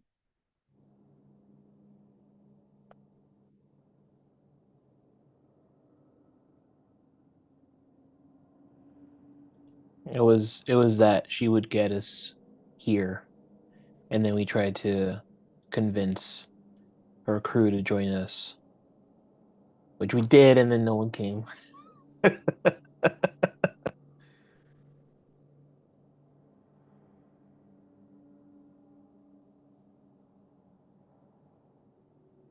That's the extent of the agreement.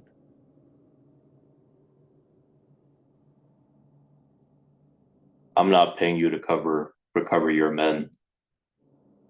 I was under the impression you were here to help us with our goal as we helped you with yours. And if that isn't your understanding, be on your way. I'll have your head. Casticia says, Vox Aslan, please understand. We're very clear about our intention to save our men first. These men need assistance. They're safe. We recovered them. They're in no immediate harm. We have fulfilled our part. You're part of what? Our agreement, getting you here, helping you fight through this dungeon until we saved our men. So I have no further reason to keep you alive. So it is you that is backing out on our arrangement. Absolutely not. We recovered your men.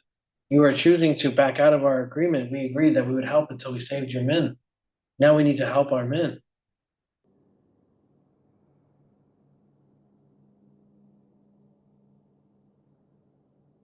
This is not okay. We've achieved your goals. And you've done absolutely nothing to help me with mine. We have fought every fight through this cave to get you to where you are now. We had no reason to engage in this fight except to save your men. You made that call, Vox Aslan. You fired the first shot. And I'll fire it again. Do what you must. Okay. Are you good? Are they going to turn and leave? Yeah, they're I'm going to walking. shoot. I'm going to shoot Stanzantar in the head. Cool. Roll initiative. Okay. Oh shit, here we go again. What are you doing, Pelpius and Tybalt?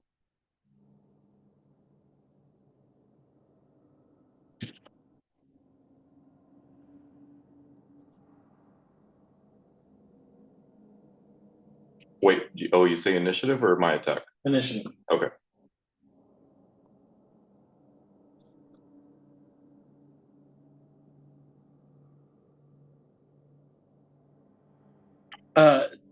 Tybalt and Pelpius, what are you guys doing? Are you guys engaging alongside Vox Aslan or?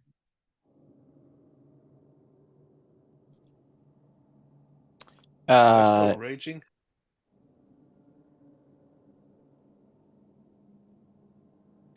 Ron, What was that? am I still raging?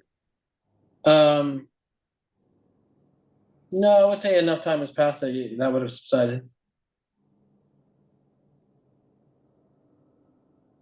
Let me know if Vox's attack is going to hit. Okay.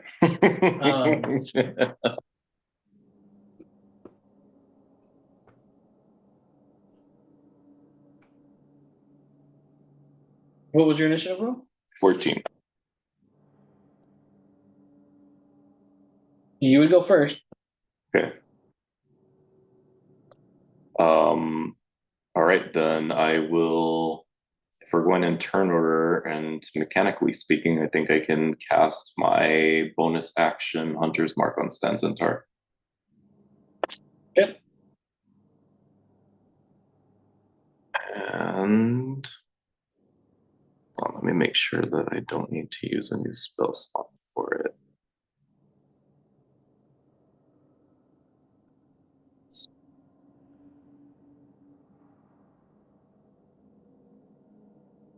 Yeah, just as until the spell ends. So bonus action, Stanzentar has Hunter's Mark, and I will take a shot with my elbow. Okay.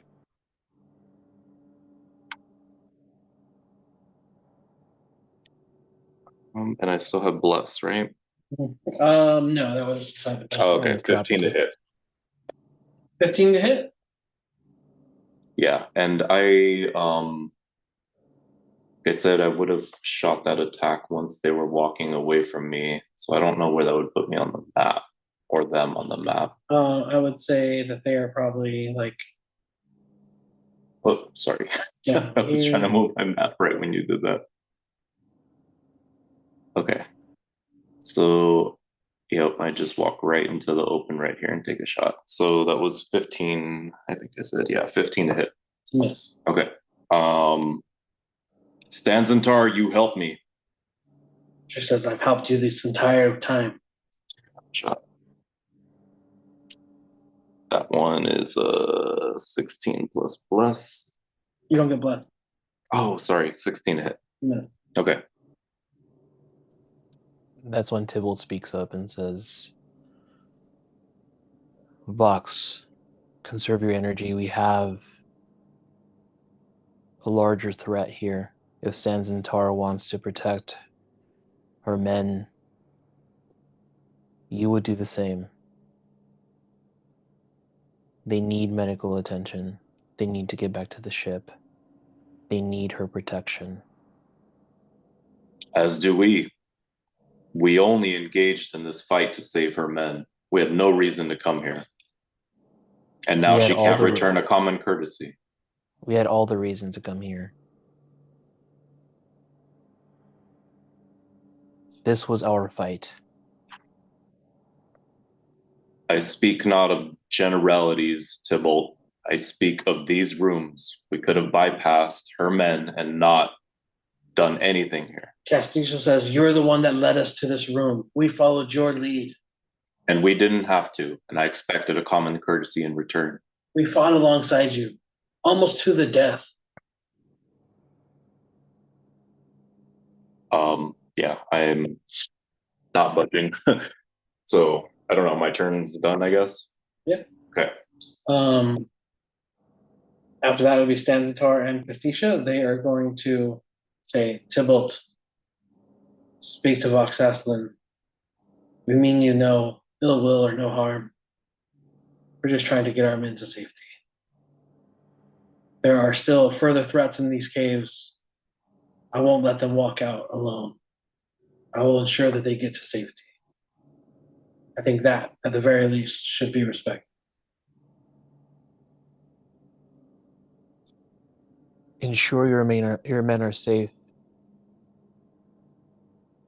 I understand our agreement. They will continue to walk out their full 30 feet.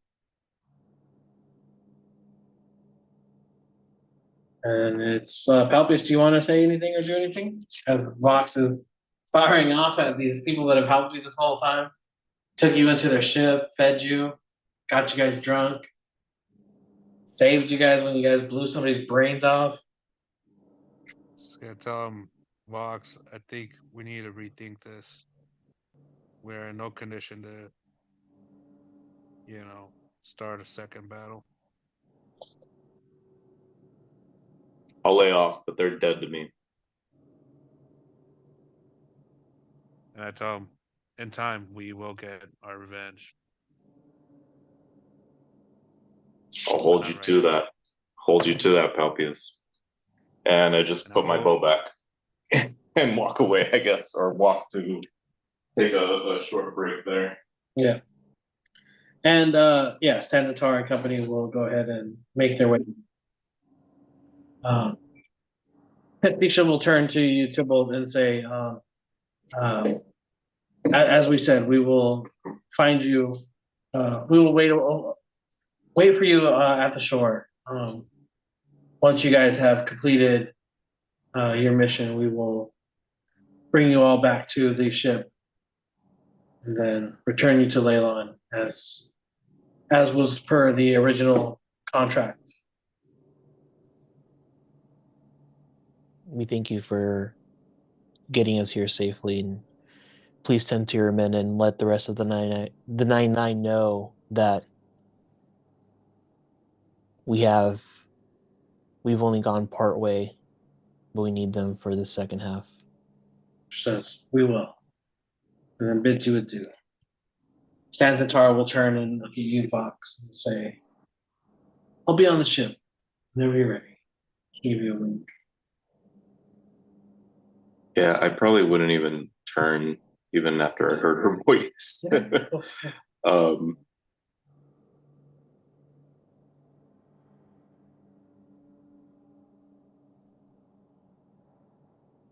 okay. And as that's over, I guess I'll just say to my two, I need a break here. That did not go as I thought it would. We all do.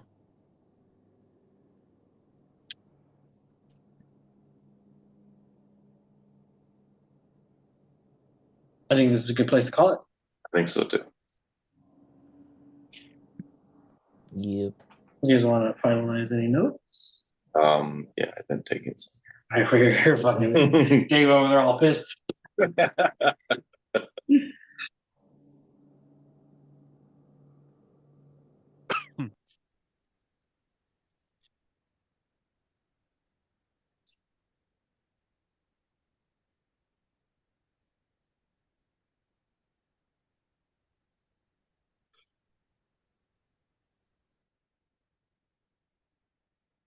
Considers what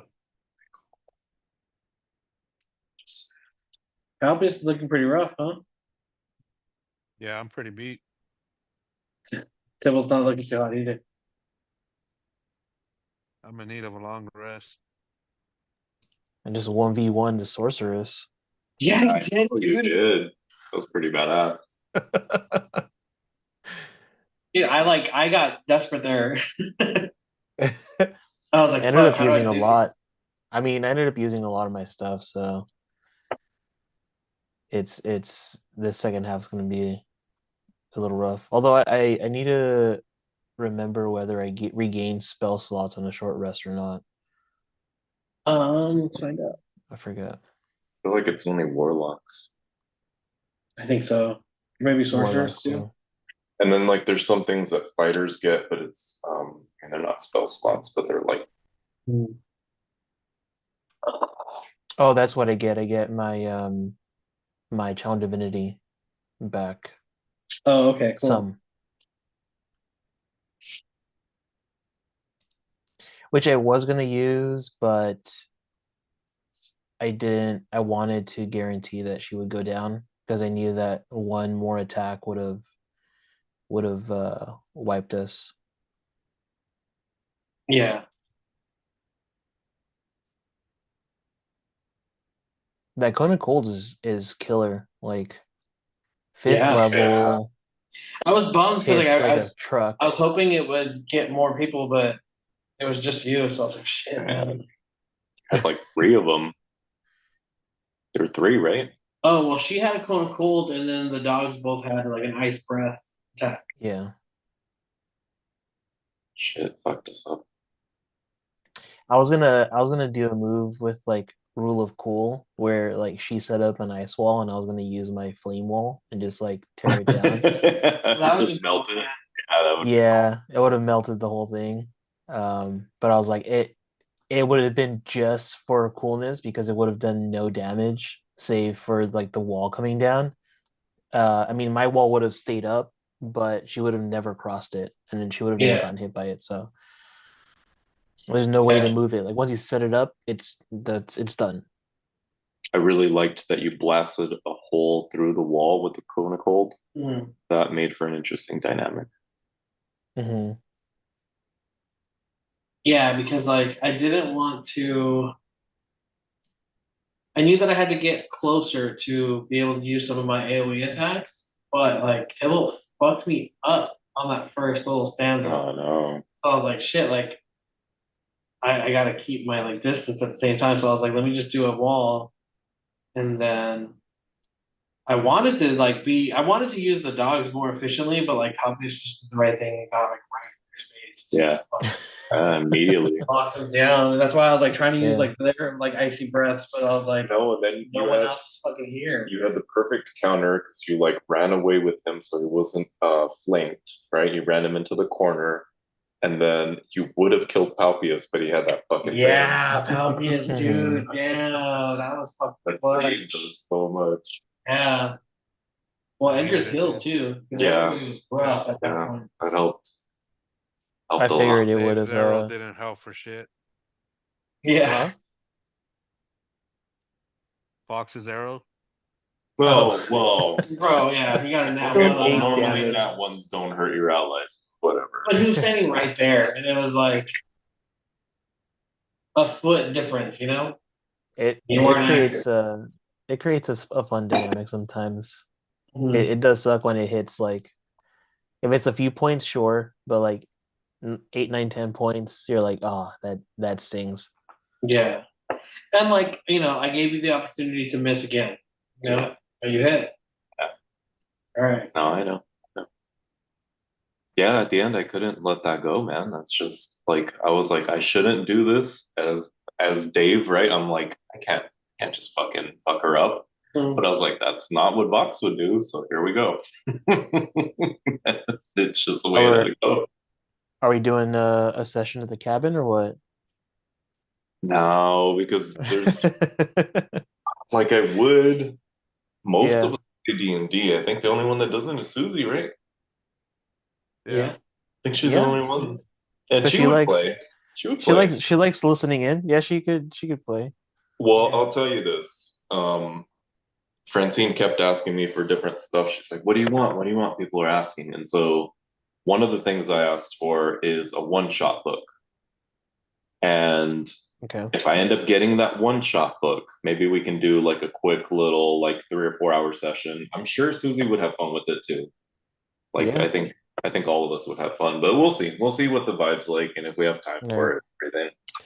I'll see if I can script something up on like ChatGPT or something and get a DM-less module. Yeah. That way That would be cool everybody too. can play. Yeah, that'd be cool too. Although So I there's think some like the book that I was looking at that I'm like I kind of want. It's cool because it lays it all out for you. It has like 2 or 3 combat sessions, like quick ones, and then there's nice. like a couple of social interactions that are all in there. It's all Yeah. kind of pre-scripted so that I think it moves quickly, you know. Mhm. So I don't know. Yeah, that would be cool too. We'll just see. Like I said, I don't want anyone to have to put in a ton of time and then it doesn't materialize. Like that's a shitty thing too, you know. Yeah.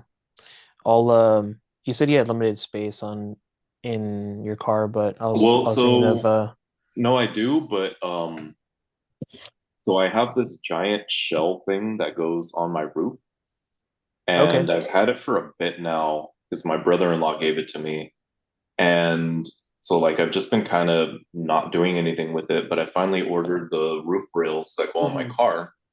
So as long as those fit securely, like I think they will, they should be here, I think Monday. And if I get that, I can mount that big ass thing on my roof. And if once I have confirmation of that, I'll let you guys know so we can bring a couple more things. It's like it's Let me know. huge. It goes on the Yeah. roof and like you can put a fuckload of stuff up there. So we'll see. We'll see if I get it all in time and it works in time.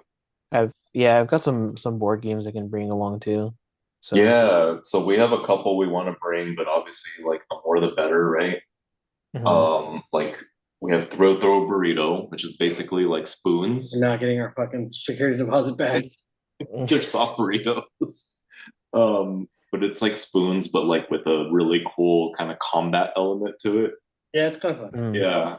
And then Francine got me hand to hand wombat, which I think is going to be a lot of fun. We kind of looked at it. We haven't actually played it yet.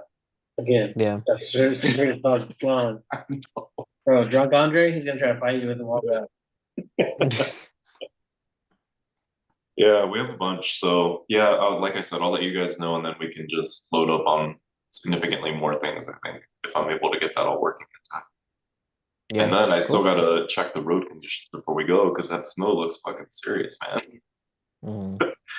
It looks like it's gonna be a bitch, but we'll see. Yeah, I got that Friday off, so I'm down. Yeah, are you off that day, Edgar? Yeah, I'll take it off. Okay. Yeah, at least like leave early and just work a little bit, I guess, if you have to.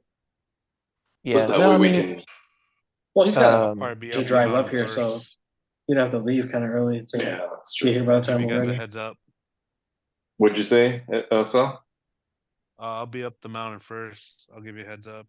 Oh, okay. mm, Yeah, because I gotta be at that store in Highland at 6 in the morning to receive a container. No, Oh, okay, shit. cool. You gonna go from Okay. there? And I mean, we're just literally one exit away from the 3:30. So Yeah, exactly. That's cool. cool. Let me know. Take your All right, disc guys, I'm gonna out. hop There's off. a course up there. Gotta go. Yep. All right, dude. All right. Good night. All right, See ya. guys. Night. Good night. See you all soon.